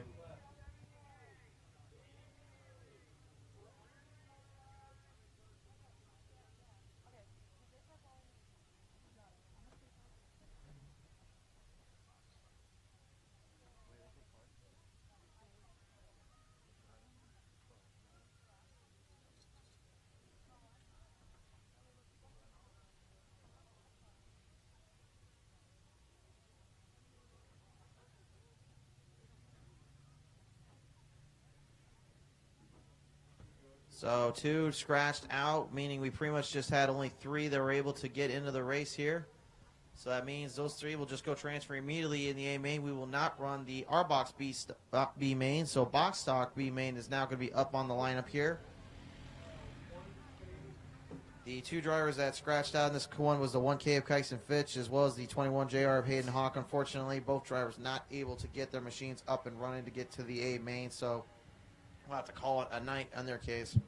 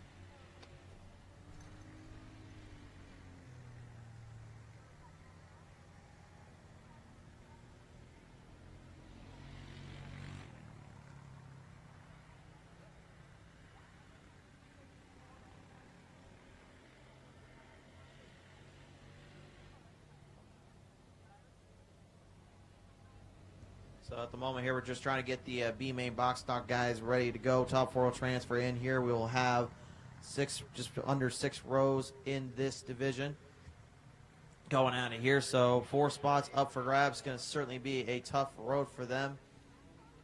As you can kind of tell on the YouTube feed as well as here in the real world down here on the track at the moment, we are currently against Mother Nature. And I don't know what has gone into her tonight, but she just wants to leave us in a misty-eyed blue situation.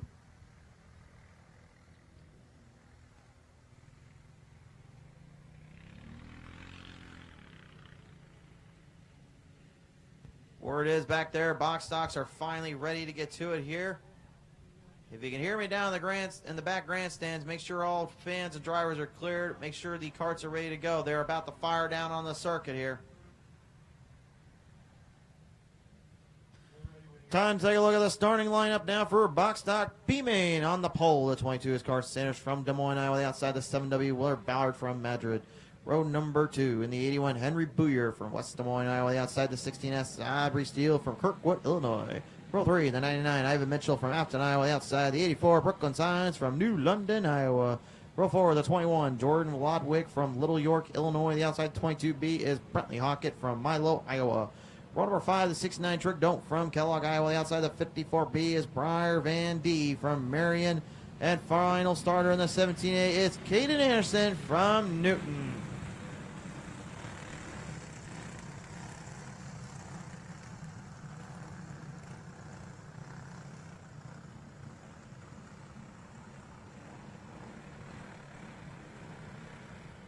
Lineup now good to go here as they're going to bring him back off the round, out the back straightaway here, heading into turn number 3. Ready to dig down into the dirt off through turn number 4. Green flag is out. We are running. B-Main up and the way. And it is a do or die situation for some of them as they are going for broke immediately. Willard Ballard trying to maintain some grip and running it hard there on the 22 of Sanders. Henry Booyer in the 81 right now dealing with that 99 of Ivan Mitchell right behind him here as they kind of cuddle down through the corners. Sanders will continue to hold down the lead. Top 4 transfer in. The rest are going home tonight. Down through the lanes and down through the chute at the moment. Sanders continuing to keep momentum up, keeping speed at a deadlock pace. He's not trying to overdrive the corners, not trying to underdrive anything, just keeping it nice and stable and making sure when that rear end slips out just a little bit, he's got that right front wheel stringing to the right and just keeping the pace right where he likes it. Booyer right now dealing with that 7W. With Willard Ballard here trying to find a way to get around that machine. Ballard earlier on had a heck of a run in a battle with some of them down there. But now just trying to keep himself into the A-main territory and continue his battle. But Booyer, well, let's say the 81 is not going to haunt him that well tonight. He's going to haunt his nightmares is what he did. He has now moved in the spot. No sweet dreams for that 7W when the ghost of English Creek came to play. 99 of Ivan Mitchell right now holding up to the final transfer spot. Trig Doan, don't watch out for that 69 machine. He's marching and charging down in the back around Brooklyn Science in the 84. Coming up quick here. Time elapsing though. We have 2 laps to go. Green flag up in the air. We're switching to a white flag next time by. Trig hoping for a last minute dash there. Aubrey still trying to hope to catch that 99 as well, but it's the white flag for Sanders. Transfer spot up for grabs in that 4th spot, but for the 1st spot, well, I don't think you're going to get any quicker than this one. The 22 of Sanders pulls that right off their turn number 4, straight to victory lane. He's going to the A. Booyer, Ballard, and Mitchell will take it to the A main as well. That will be your lineup going into the A main race, fans, now as we are going to get those A main R box stocks ready, then intermediate wings, then the box stocks again. No time to dilly dally. We are getting back to it. We're getting back on to the show.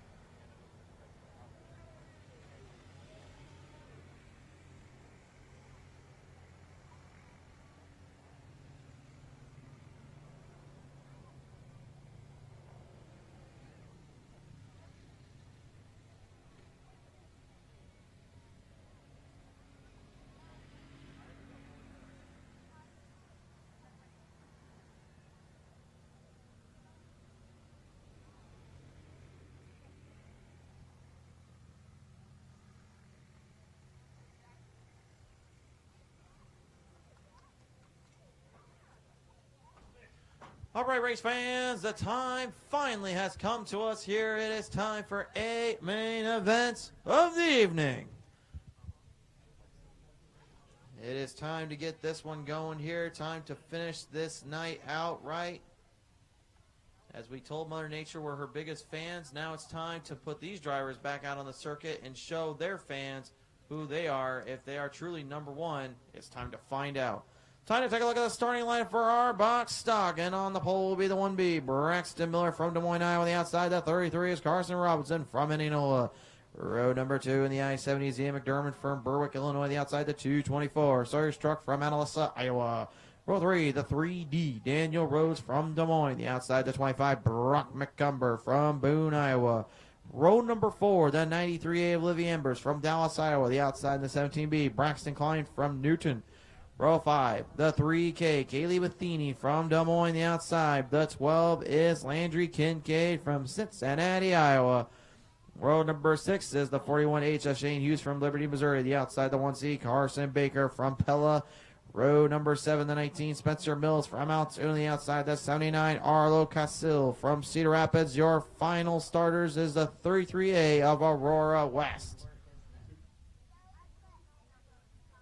That will be our starting lineup here, race fans, as we are getting ready to head down to the showcase. Ooh, Jacob, can you hear me over here, buddy? Can you hear me? Hey, he can hear us. Woohoo! Jacob, are you ready for this one, my good sir? What kind of thumbs up was that, Jacob? What was this? Yep. He says he's what? He wants to go home. Well, then put a thumbs up to say you're ready so you can get home sooner. No, oh my Lord, race fans, he's in a dark mood down there. We rained on his parade.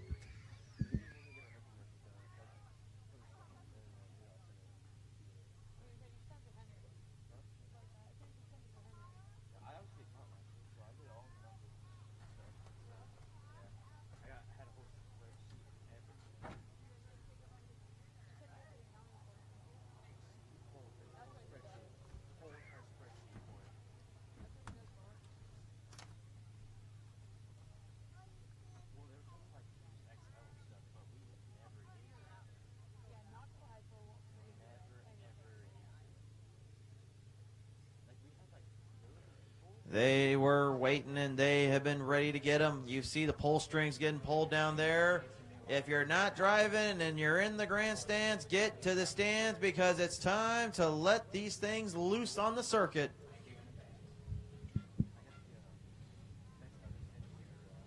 All right, I messed with Jacob down there. Ooh, Ethan, you're right beside me. Are you ready for this one, my good sir? He says, we'll see. What do you mean we'll see? You're not excited? You see a whole bunch of young talents out here, young, hungry lions ready to just roar onto the circuit. And in the 224's case, a big tiger down there.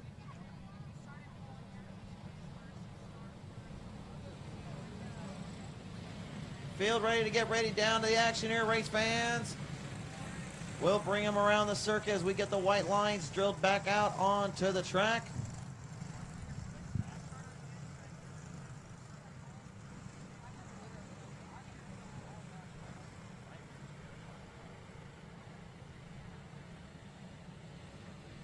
Heading off through turn number 3 and going down through turn 4. Green flag is up. It is now showtime for our box stock. We'll lead him out of the gate here with a 1B here. Braxton Miller taking the early lead. Sawyer's Truck right behind him now, trying to make some momentum down through the ends of the lanes. Every driver for themselves right now as they are all in a mismatch in a battle trying to gain supremacy. Matheny right now dealing with the number 12 of Kincaid there on the outside. Matheny trying to find some momentum but can't quite hold it down. Olivia now on the outside getting some run on there. It's mid-pack madness now ensuing here as a big stack of field of young green lions and cats just trying to get themselves in on the attack. But now McDermott seems to have heard the praise, heard the say. Now he wants to make his call and make it go all no. McDermott right now, though, can't kind of get a run there on that 1B machine here. Braxton doing a great job keeping this speed up, trying to hold it stable. McDermott with the most main event finishes this season, victory lane. Now trying to get another one, but at the moment, old Braxton not giving him an inch. Wants to keep it honest and make sure he keeps it real. Doesn't want to give it to him that easily here. The young cats right now dealing with each other and trying to hold down the other lane. Meanwhile, Robinson is struck, having a great battle there with McCumber right behind him. Trying to challenge the grain and challenge the sand that they've run onto the circuit. Throwing it back at one another again. The track very grippy right now. Hard to find new lanes and runs here until you get something figured out. It's a bad, fast circuit, and these drivers are well aware of it. Miller continuing to hold down the lead. McDermott trying to get something worked in. Sawyer struck, slight little bit of speed building up right now. Maybe looking to catch up as we got lap traffic ahead. Green flag is up here. We got 2 laps to go. And off the corner to turn number 3 and 4. There's the lap traffic situation. Mills throwing Miller and McDermott for a ride, but it's white flag high in the sky. One more time around here. McDermott knows he can't catch him unless he makes a big shoot for the gap. That battle for third up for grabs, but off turn number 3 and 4. It's Braxton Miller taking checkers on home. McDermott gonna go second. Struck's gonna go third. Fourth goes to Robinson, and fifth to McCumber.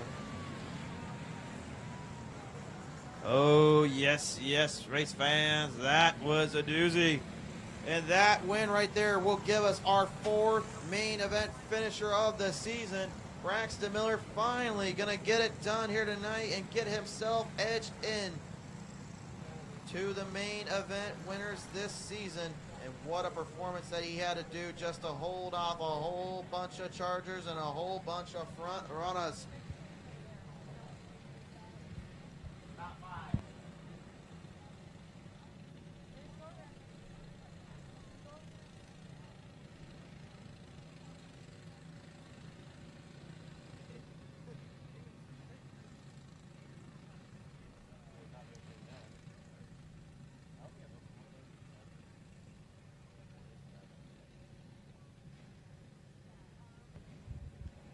Here comes their feature event, number 2 of 5 tonight. Excuse me, of 6 tonight. Well, it'd be helpful if I could learn to count. What do they have a table games dealer? I can't even count tonight. What's wrong with me? All right, let's get down to it. I can count this one. On the pole in the 142 is Cruz Miller from Des Moines. The outside, the 9 is Lauren Fultner from Knoxville, Iowa. Row number 2, the 3 is Ethan Matrison from Oskaloosa, Iowa. The outside, the 18, Cole Earls from Ziering, Iowa. Row number 3, the 53 is Liam Mason from Liberty, Missouri. The outside, the 3D, Riker Van D from Marion. Our final starter, the 21A, Alexandra Sutton from Knoxville. Intermediate wings off the pace and set down the straight. Green flag is out. Let's see what they bring tonight. Miller immediately firing off quick, keeping Fultner at bay. Now comes the hard part. They're getting into all the good rubber and all the good bits. It's a tacky track down there, but it's really only centered on the bottom. Again, the outside grooves right now hard to really get some speed and maintain distance from, because the fact is the rain ended up costing a lot of that outside groove and that power. And if someone can get moving around and start building something up there, there may be another lane to stick with, but the inside seems to be where everyone's going to go tonight. That can mean 2 things.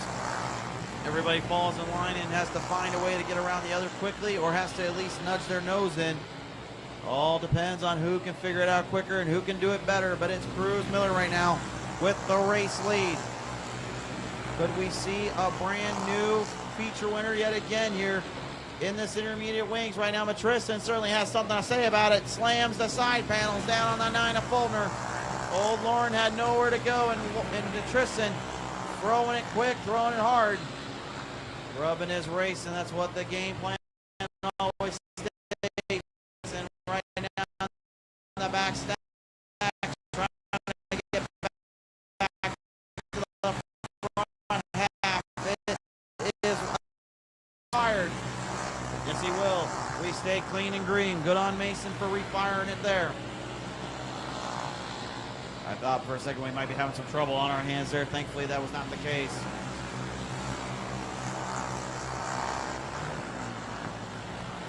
Hard on the charge right now here with still 7 laps left to go. Yellow, trouble off turn number 2 here. We got problems for the 53.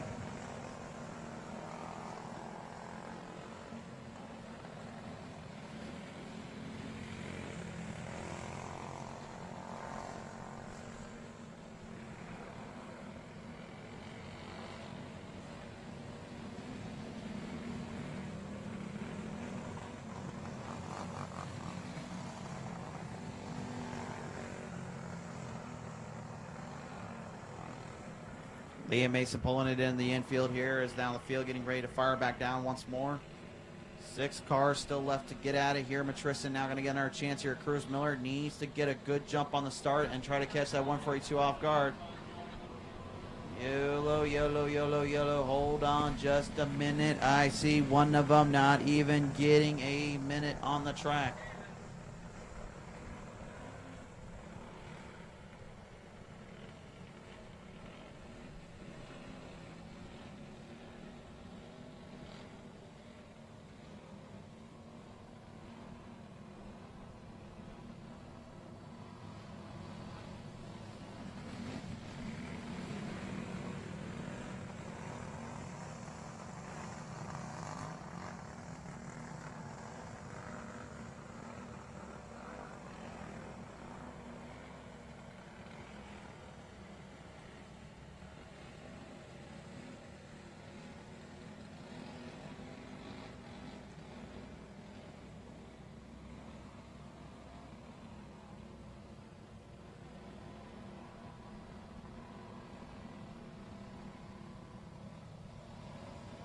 Well, we try to get that 3D machine here at Wrecker Van D refired. Unfortunately, the driver out of Marion, Iowa, not seeming to get it well, maybe he does have it refired, possibly. And that's not good. Oh, hang on. I think we found some life. I think we have found life in the 3D. Oh, jolly good show, my friend. It's good to have you back on the track now.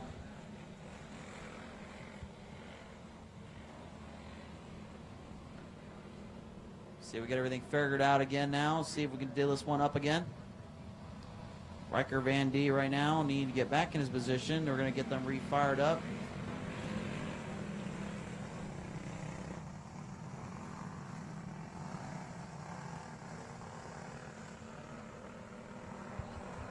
Time to get started to ground pound and send them on down here. The 142 Cruz Miller again leading us through. Ethan Matrison looking to change that right now.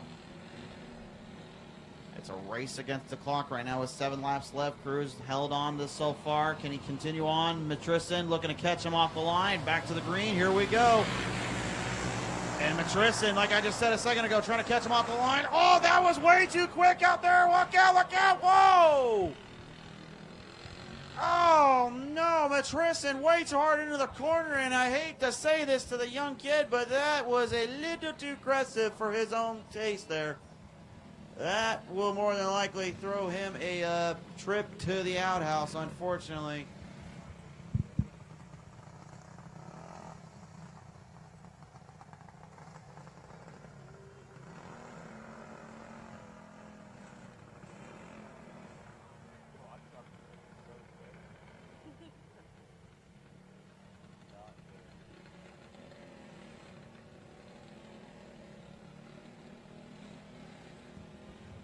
And a very tough situation down there for the 142.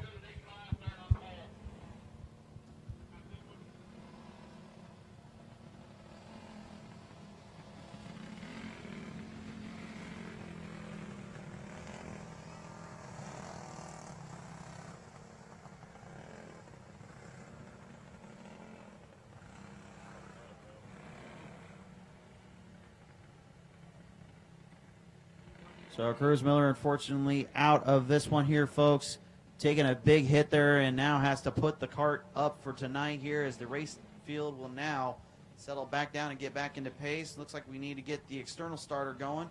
Again, there's the internal starter and then the external starter. Internal is that little pull switch handle I told you guys earlier about in the R-Box stocks.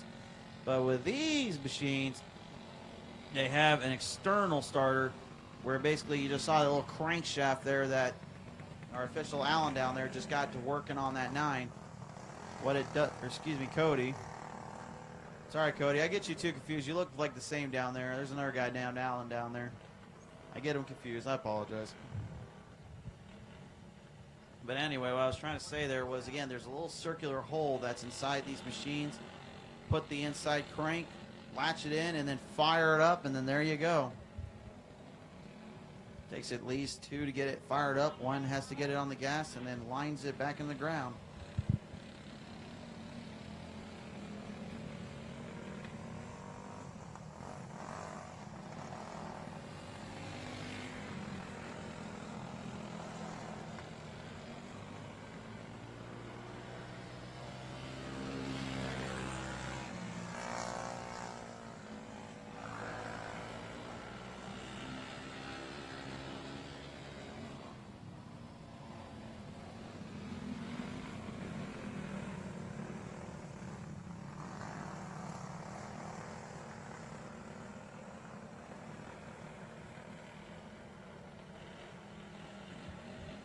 So Matristan going to the tail end of the field, having to suffer for that. Unfortunately, here as we're going to fire him back off through turn number 3 into 4. Green's back out, and here we go. Orange Fulton right now going to have her work it out for her as the 18 machine. There, Cole Earls right now trying to dig down to the inside. Whoa, tags around on the 9, slipped around, and there's the yellow flag again. 18 dug their claws into the inside of the 9, and Fulton with pretty much nowhere to go ends up basically getting the back rear wheels slipping on that 18, and the 18 of Earl's not going to be happy. He's got to go to the tail for that one.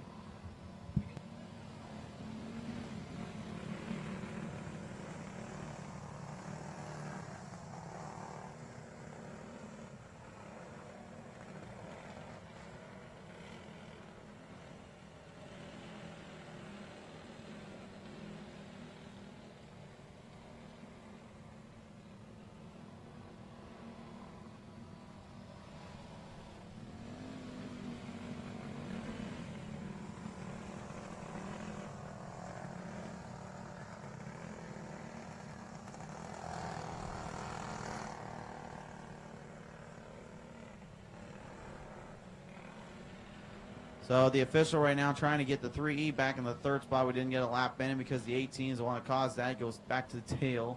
But the 3D just end up having the motor give out on us here. Riker Van D going to need to get a little refire here. Going to bring him over here to ignite the external starter here. There's that crankshaft again there. This time Cody. I got it right this time. Getting to work on it.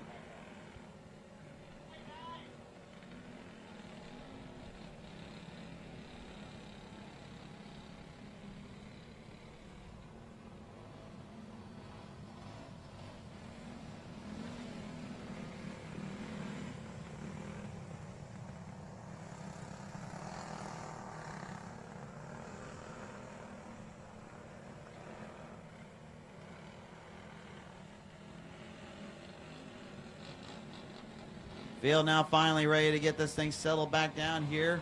Fulton will lead him through here. Green flag up and running again, and here we go. Matristan and Earl's wasting no time immediately trying to down this thing into the ground, trying to get to the 9. Fulton will have the lead, but can she hang on for just a few more laps? 6 left to go to finish this one up. Fulton, though, with company on her doorstep. Here comes Matristan deep to the inside. Matristan immediately throwing a haymaker at the 9, trying to make the pass. Got a clean run on him and took it from him. I thought Fulton might have been able to keep that thing stuck a little bit more into the inside lane, but it looked like she was overdriving a little bit and ended up catching it 2 off guard. Just a terrible break there for her, but again, you can't leave openings for guys that will not give an inch. Matristan right now desperately trying to get this thing finished up and put this one to bed. 3 laps left to go. Green flag's going up in the air next time by with 2 left to finish.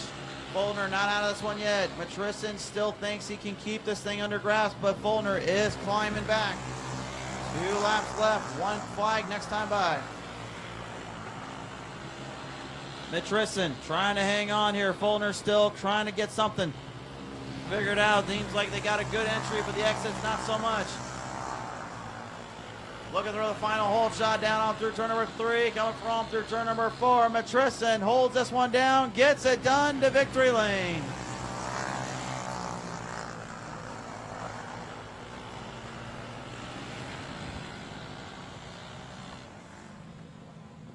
It may not have been the prettiest situation, but nevertheless, Matrison able to hold on and hang in there just for that last bit. Will get feature win number 2 on the season. Last time he got it done was back in May 15th of this year.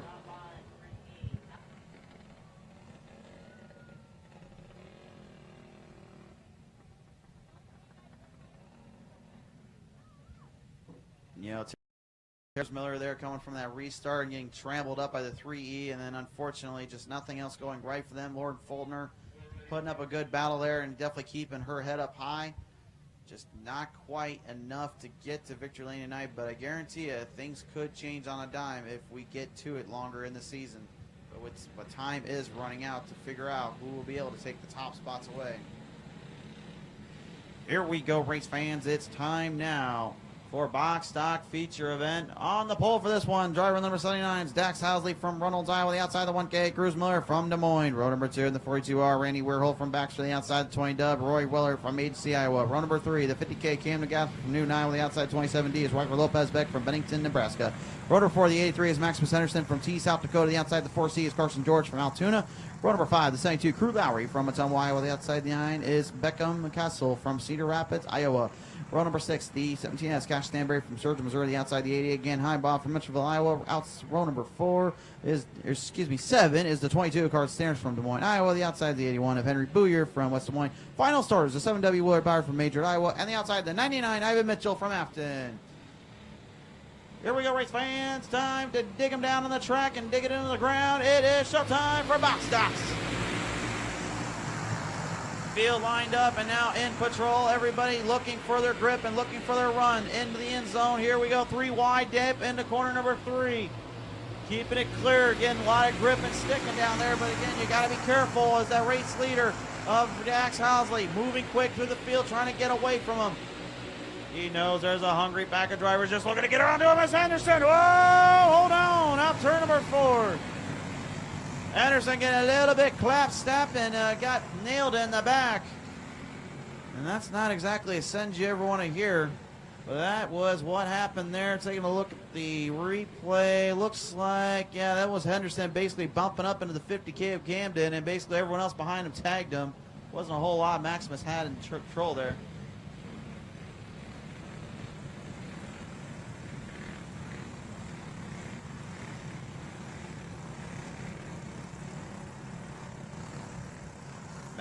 So Henderson going to have to go to the tail end there. Again, was strapped in that stack there.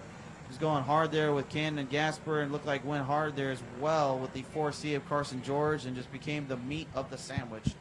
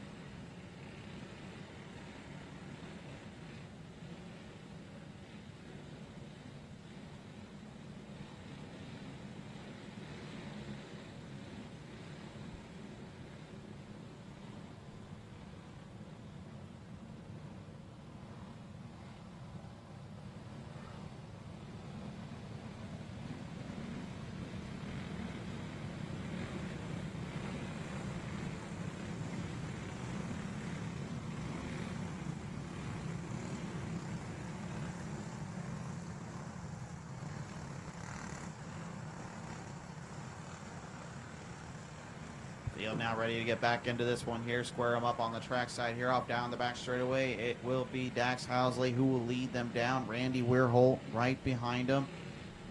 See how much grip and stick we still have on the track here as we roll them back into the paces off turn number 3 and 4. Green flag is out. It is now showtime.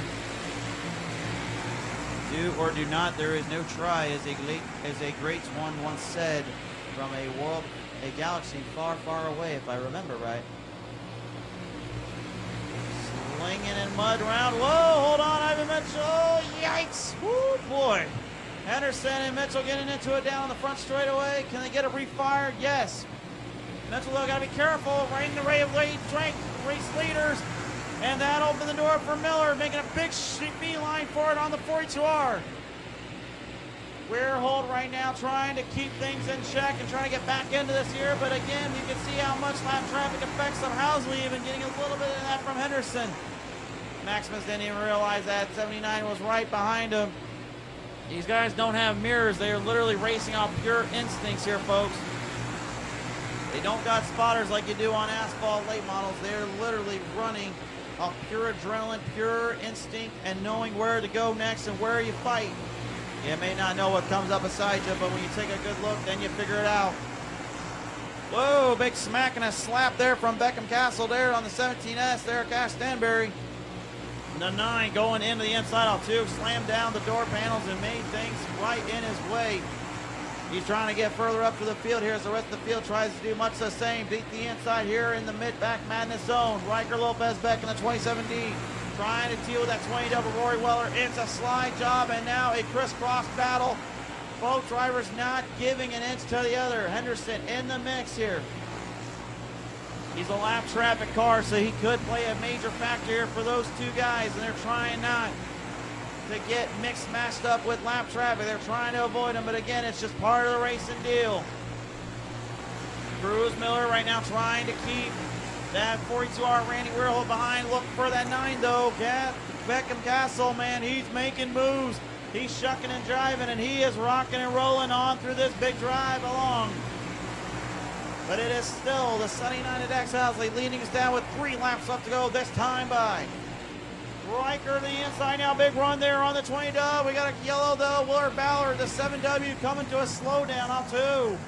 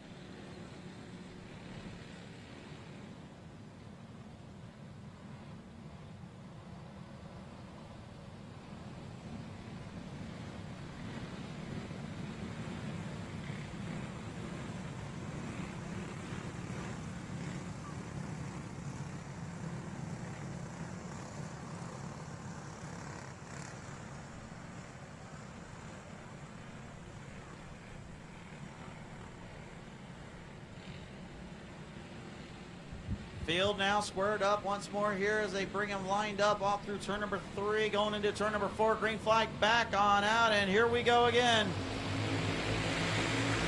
Stacked them up a bit, pushed a few of them aside. Now everyone trying to find their line. Riker Lopez back yet again, going to go head-to-head there with Rory Weller. The 20 dub trying to keep things under check here. Weirholt making his move around the 1K, now trying to get to that 79. Meanwhile, Riker got slapped and dashed up by the 4C and the 20W. Got double whammy down there off turn number 2. 3 wide on the front half now. Riker is literally getting trapped in the stack, and he's trying to get out of it. But off turn number 4 here, white flag is out for the 79 of Owsley. Trying to put this one to bed. The speed and adrenaline and endurance he put to the track. Once again, showing why he is one big bad hombre around here. Dax Owsley wins the box stock feature tonight. Whoa, hold on, off turn number 4. That could have been disastrous. Maximus Henderson and Henry Booyer having a little bit of a ghost busting situation as they almost busted themselves off turn 4. Thankfully, cooler heads prevailed. But your top 5 race fans: Dax Owsley, Randy Warhol, Cruz Miller, Rory Weller, and Carson George going to finish the top 5 out.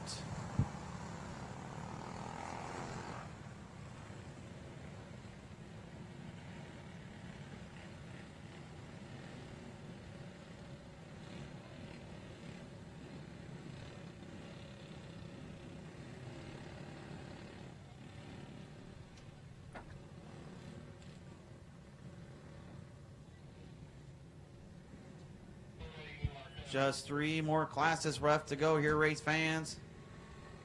This is another doozy coming at you. 250cc wing machines ready. And they are not just ready to go to battle, they are ready for war. It is time to take a look at our starting lineup. On the pole, driver number 52, Knox Pearson from Belle Isle. On the outside, the 60, Riley Dawson from Indianola. Row number 2 is the 5 Ash Slaughter from Iowa City, Iowa. The outside, the 14, Luke Garner from Sioux Falls, South Dakota. Row 3, the 45K, Caden Daniels from Moravia, Iowa. The outside, the 79, Dax Owsley from Runnels.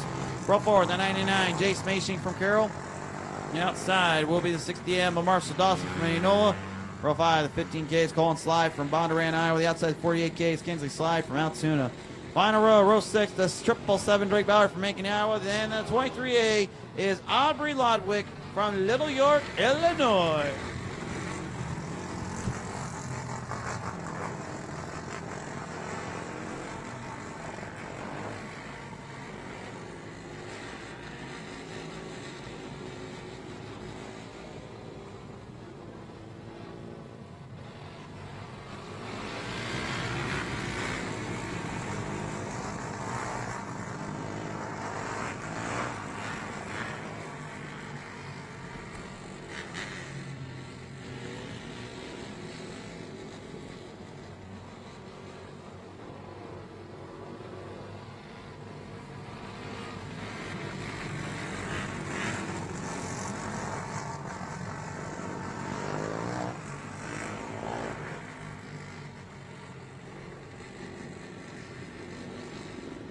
So just missing right now the 79 here of Dax Owsley. That's the one we're missing at the moment.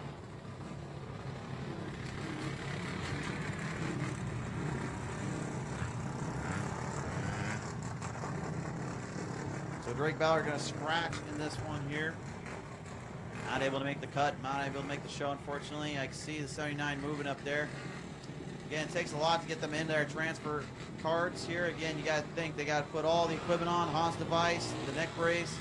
Got to make sure the helmet is strapped up tight. Got to make sure the seat belts are on right. All right, race fans, it's time for a little parade lap action. We're going to bring you 250cc Outlaws here on front and center stage as we're about to rip them around off turn number 3 and 4 this time by. Green is out. It's showtime.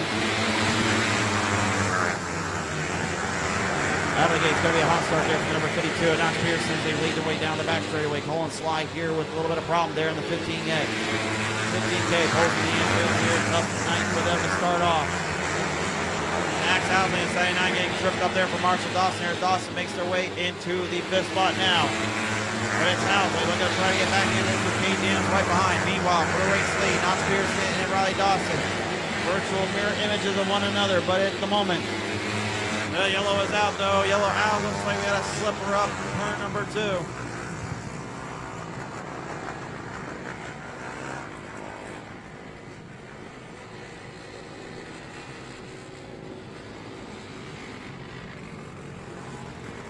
23A there of Aubrey Lodwick not able to get this thing squared up. He's going to try to get it back off on the berm and find her back down.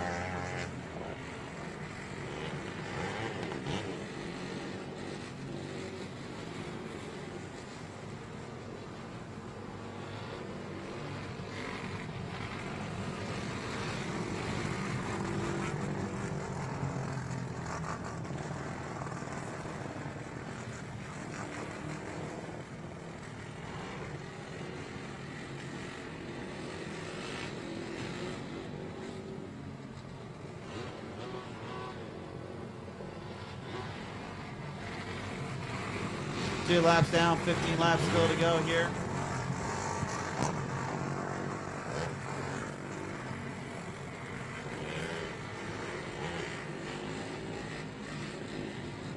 Looking to clear him down all through turn number 3 into 4. Green flag back up and running here through the single file cone. Everybody passes clean and green. Now we run them through the green.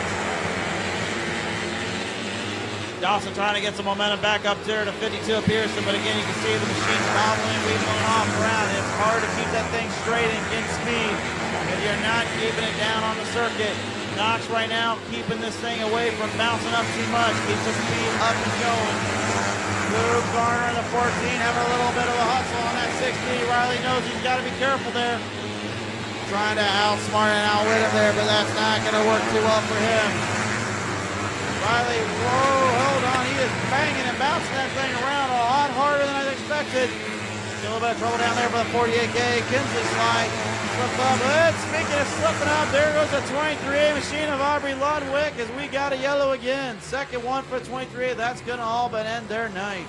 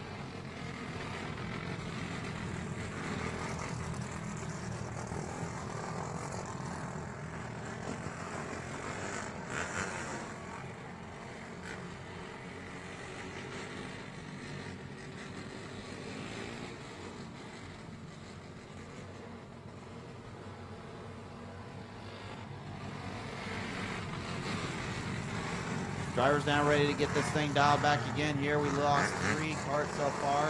2 of them mechanical problems, 1 for causing too many cautions. See how they fare and square off the share off turn number 3 into 4 with green flag up in the air. Riley Dawson yet again trying to get something dialed in on that 52, but again Knox just extremely quick on that hold shot.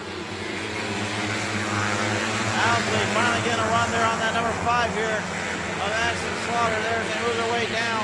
Trying to get to Luke Garner and Riley Dawson. Garner now finally starting to build more momentum. Trying to go to the inside, paving the rear field off the 60. Dawson able to keep things in check, but it's Garner who moves into the second slot. Ashton Slaughter now dealing with that playback day there of Daniels. Caden Daniels right now trying to keep things going, keep things in rhythm, but it's Slaughter falling back even further as Marshall Dawson puts the 60 in right up ahead of the 5. The 99 Days Racing looking on. Whoa, hold on there, Riley with a slip up again on turn 2. The machine comes to a rest, and I think that's going to all but shoot that thing off the track for a minute.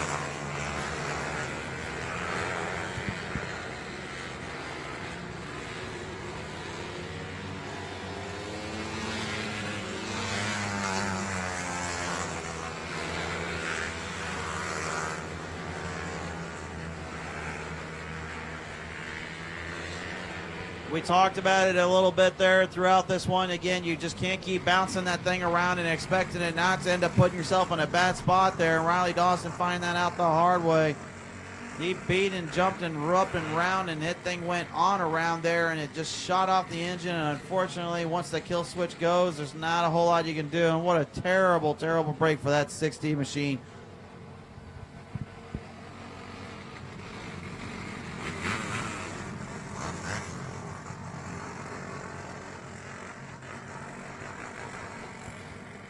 The 250cc's now ready to get back to it. Does Luke Garner have anything for that 52 of Pearson? We're about to find out. Garner immediately going down to the bottom end, trying to show Pearson he's there. Trying to play little mind games, get into his own head, trying to see if he can put something to him. He's ripping and wrapping it around right now, trying to get something going as the 79 Dax Housley continues to try to fire on all cylinders, catch up through the field. Chase Macy right now making a big jump around that 60M of Marshall Dawson. And Marshall open up too many doors tonight. Not a good night for the Dawson clan. There's Knox Pearson again. Starting to build up more momentum. A little trouble off turn 2 again. Garner stopped up a bit there and had to reset. But unfortunately, that threw him further into the mix here. White flag is out for the 52 of Knox Pearson. Machine go off turn 2, coming to a stop. Yellow is out again, this time for the 99.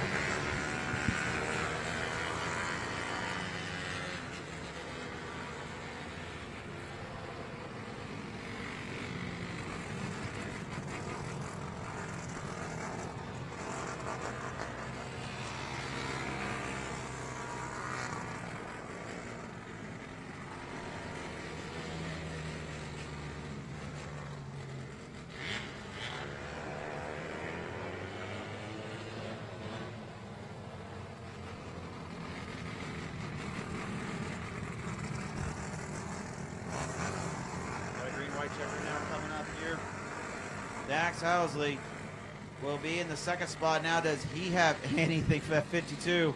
4 or 5 drivers have been trying to get to that 52 in just this race alone. Could it finally be time to put this one to bed? We're about to find out as Garner immediately trying to make something work as Marshall Dawson slams the cone off turn number 2. Yellow is out. Yellow, yellow, yellow. Can't have that cone up there. That's a safety hazard. Marshall Dawson getting the left rear wheel clipped up in there, and that thing went right up and around. Now we got a good clip of that on the footage here from the YouTube side. Man, he literally put the whole left rear wheel in that thing and just sent that. I'm not sure if he's trying to go for distance or he was trying to create the high jump. Either way. Our green-white checkered up here. Housley going to immediately put it close to the 52. Make sure he knows he's there. But Pearson gunned it, and he gunned it hard. And he just wants to finish this one strong. Coming off turn number 3 and 4. We're finishing this one under the green. White flag in the air. Pearson just been absolutely torturing the field, and he's going to finish this one the way he wanted to in victory lane for the 52. Dax Housley going to go second, third goes Luke Garner, fourth goes Kane Daniels, and Ashley Slaughter rounds out top 5.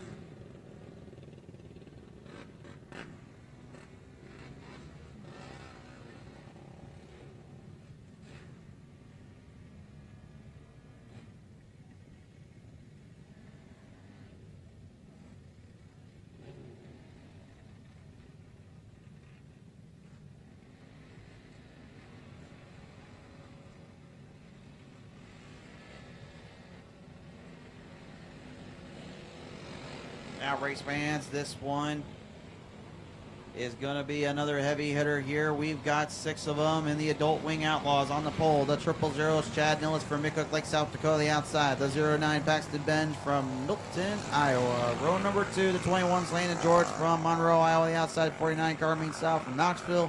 Row 3, the 5 Haley Fogel from Pella, Iowa, the outside. The 2 is Ethan Thompson out of Carlisle. Race fans, this next time by, we send them on by to the green flag where it flies. Time to see who is going to strap this thing down and take this one away to victory lane. Green flag up in the air, and here we go.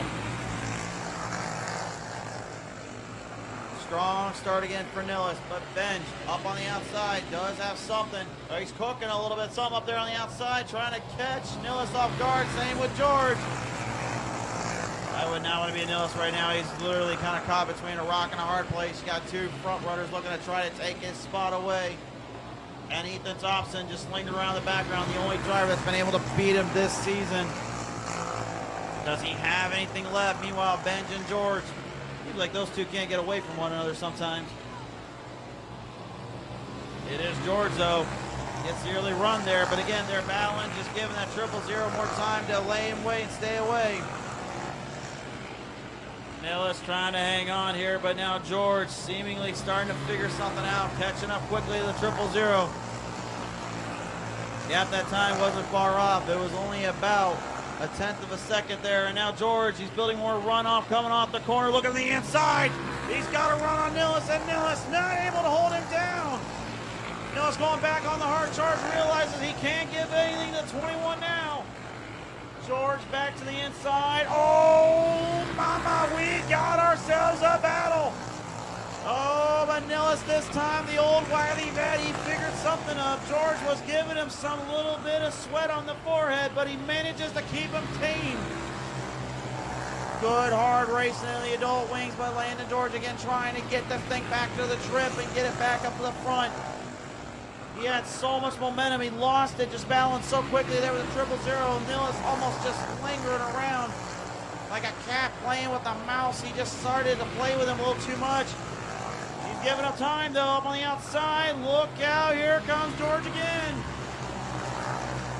George definitely got some fan base growing right now. They want to see him. Can he do it?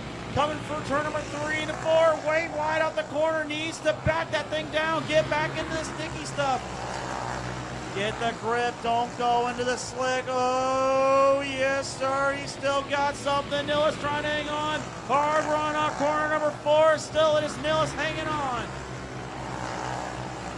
George is doing absolutely everything in his power not to get into the 000, but at the same time not follow the same line. He's trying to find a different run, trying to find more speed, but he just can't find the lane. Could be coming up on a great final battle here as we got a green flag coming up this time by. It's going to be 2 laps to go. White flag next time around. George needs to hurry. He's looking for him. He's got something on the inside. He's pushing the inside, pushing a big run on Nillis. Nillis trying to get back to the corner. Side by side, it's Nillis to the line with a white flag in the air. Oh, right in front of the leaders, though. Yellow, yellow, yellow. No, no, no, no. Oh, Carmine, why?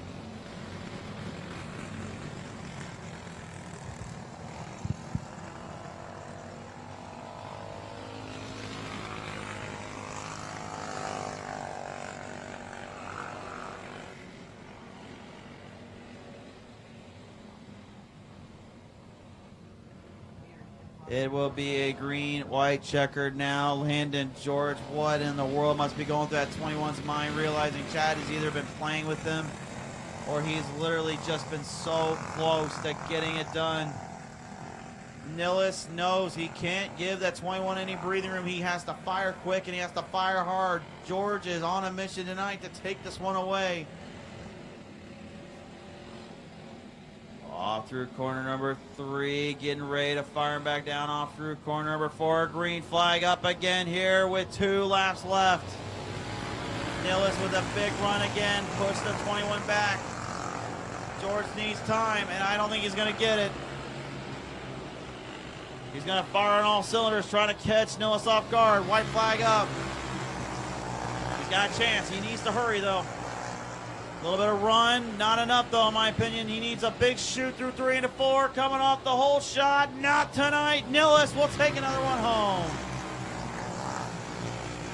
But credit where credit is due. I think it's safe to say, George, that one could have been his if had it been for that last lap.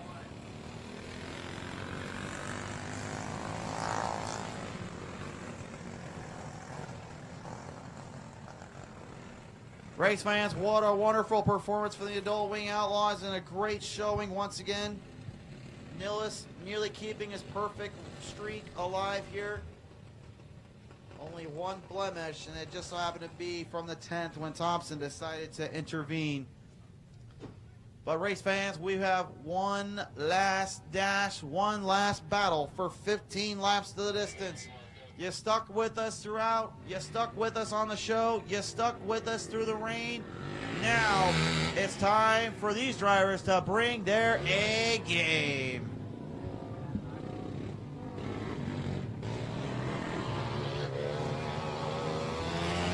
Your starting lineup is as follows. Car number 7 is Nikki Ballard from Ankeny, Iowa, the outside. The 84T, Brody Tucker from Pella, Iowa. Row number 2, the 51 Gage Stevens. Outside of him in the 52 is going to be Knox Pearson from Pella. Row number 3, the number 5 of Ben Fogel from Pella, Iowa, the outside. The 24P, Preston Schmidt from Cambridge, Iowa. Row 4, the 30J is Jackson Illard from Lake City, Iowa. The outside, the 78 is going to be Kenzie Brown from Chowchilla, California. Row number 5, in the 18s, Noah Carr from Wapella, Iowa. In the outside will be the 50, Tobin Weaver from Pleasant Hill, Iowa. Row 6, the 36, Carter Hansen from Johnson. In the outside, the 46, Marty Murphy from Knoxville. Scratch from this one will be the 000, Chad Nilles from Mickled Lake, South Dakota. The 33, though, Jaden West is on the outside and from Des Moines. Nate Carroll will go up one spot, moving into the 7th row. He's from Reynolds. And the 47, the outside of that will be the 4 of Jake Slaughterback from Knoxville. Final starter of the 26, Walker Overture from Hedrick, Iowa. Race fans, we waited all night long to finally put this show to rest, to put this one to bed. The final 15 laps here tonight is about to be set front and center stage. We'll reel them around all through turn number 3 to 4 this time by race fans. How about it? A little wave and greet and meet the stars because the cars are about to go down. This is parade lap time.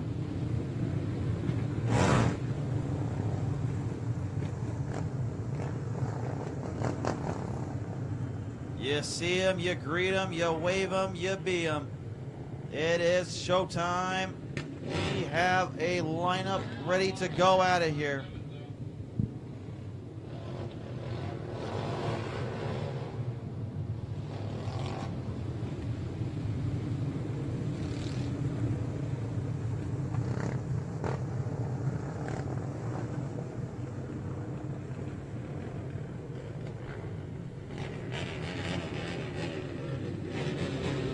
Ready to get down and dirty here off through turn number 3 into 4. Green flag is out. It's showtime!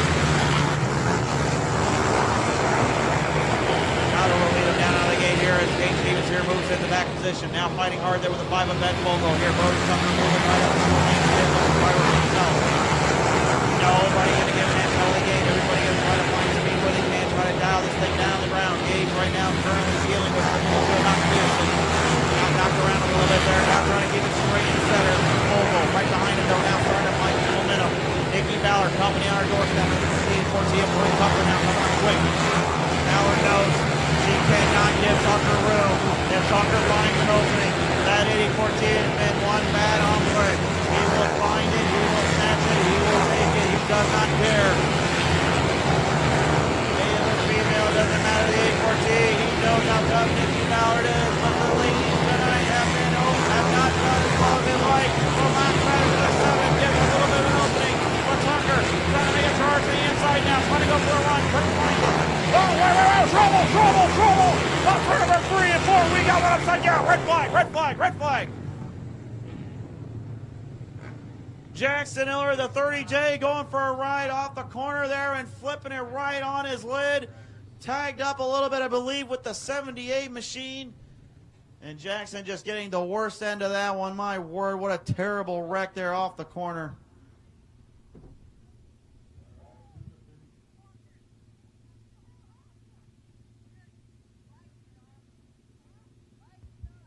Getting word down there, he is moving, he is talking. Race fans, the 30J Jackson Miller will be able to get away from this one. He's climbing out of the car right now, race fans. Give it up for the 30J Jackson Miller.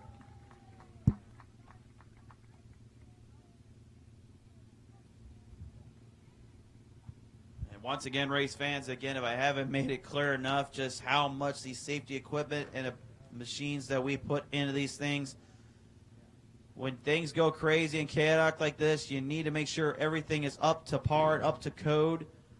And once more, the safety equipment doing its job. Although he may be feeling that one in the morning, he is okay and walking on his own 2 feet. That's all we really wanted to see. Jackson, I do not want to be you, buddy. He went flying up into the fence. He went right into the into our little signage down there, and how the heck he was not able to literally stay on all 4 wheels is beyond me, because he was literally flying through those corners, and next thing you know, he was actually flying up in the air.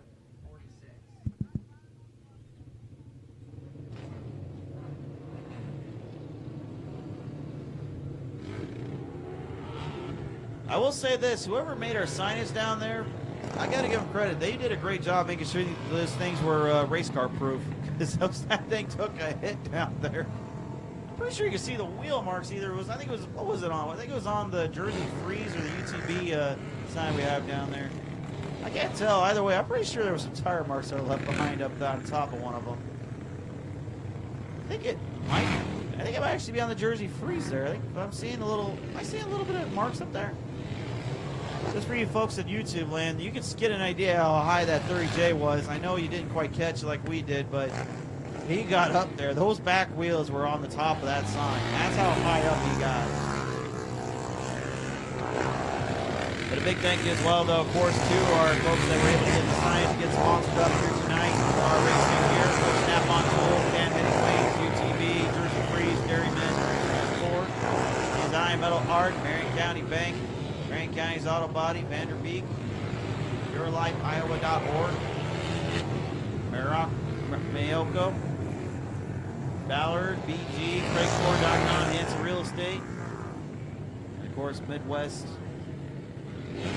Auto Repair as well. And even our newsstands up there as well with the Gauge engines.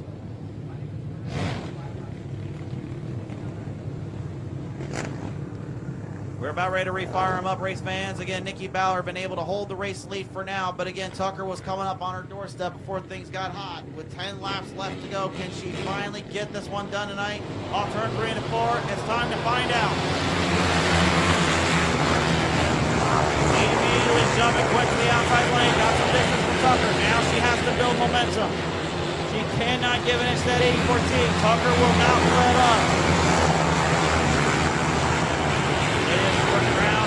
Driving into the ground. Tucker knows he's got to basically go full swing and on the fence on that.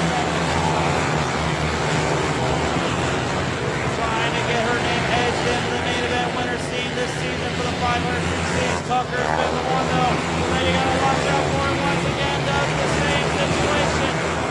Now we're trying to get back to the 14's inside lane. Couldn't scrape it up. Now with last traffic ahead though, Tucker in trouble. Bauer goes right wide. Tucker sees it opening, go to the inside quickly, but Ballard needs to get something going right now. Time right now. 10 laps down, 5 to go. Ballard has lost speed on Tucker. Tucker is now charging full steam ahead. It's just been how tough he is around these parts of town. Oh, contact made on turn number 3 into 4 between Housley and Overturf. Yellow. Kenzie Brown down there, and the 26 connecting off the corner end. Couldn't quite tell who started that one. Looks like just kind of a quick racing deal. Oh, actually, never mind. That's the 26. I got a good look at my camera there. 26 over turf, digged in deep the inside and tagged Kenzie. And Kenzie Brown there basically gave a little chow wow pow down on that 26 as he went straight back from town. She definitely knows how to drive it from out of town. She definitely was not giving an inch to anybody down there. Fair credit to her.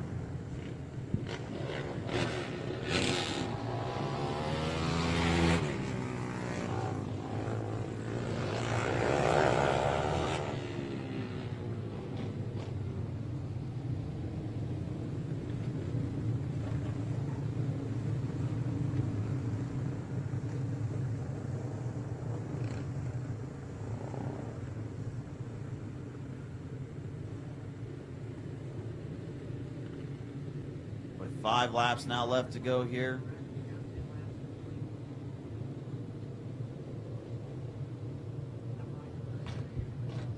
Have to see how things go right now. Tucker will lead him down. Again, has a single file cone advantage. Ballard will not. Needs to start scrapping something up. Again, Ballard, though, she's extremely tough here. She knows how to throw it at these boys, and she will not give an inch here. It's been a season of mechanical mischief and mayhem. Can she finally put something on the track here to bring it back to the ring? Got a great start there, but Tucker, no surprise here, not letting up. Now we'll go to the outside, trying to find some groove up there, and Tucker will keep it to the bottom. Towards the middle ground, sees where the dart start is, and now knows where to put it in. Got all that speed and all that rubber built up on the bottom lane. Now just trying to keep things under control. Smith, slight bobber on turn number 2, able to reset, but Peterson able to move right ahead. White flag is coming out next time by, 2 laps to go. White flag coming up, 80-14, your race leader. Trying to put this one to bed. White flag up, we'll see if he can get it finished up. As the rest of the field right now jockeying for position.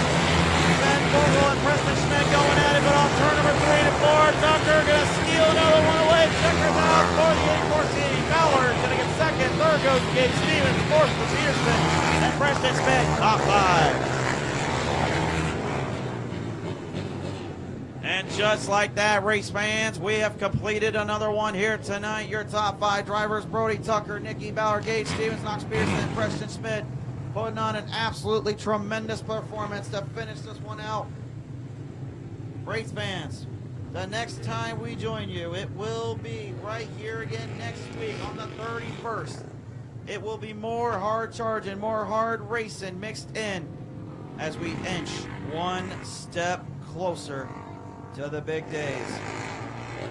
After the 31st, on August 10th and 11th, it is English Creek Speedway Nationals.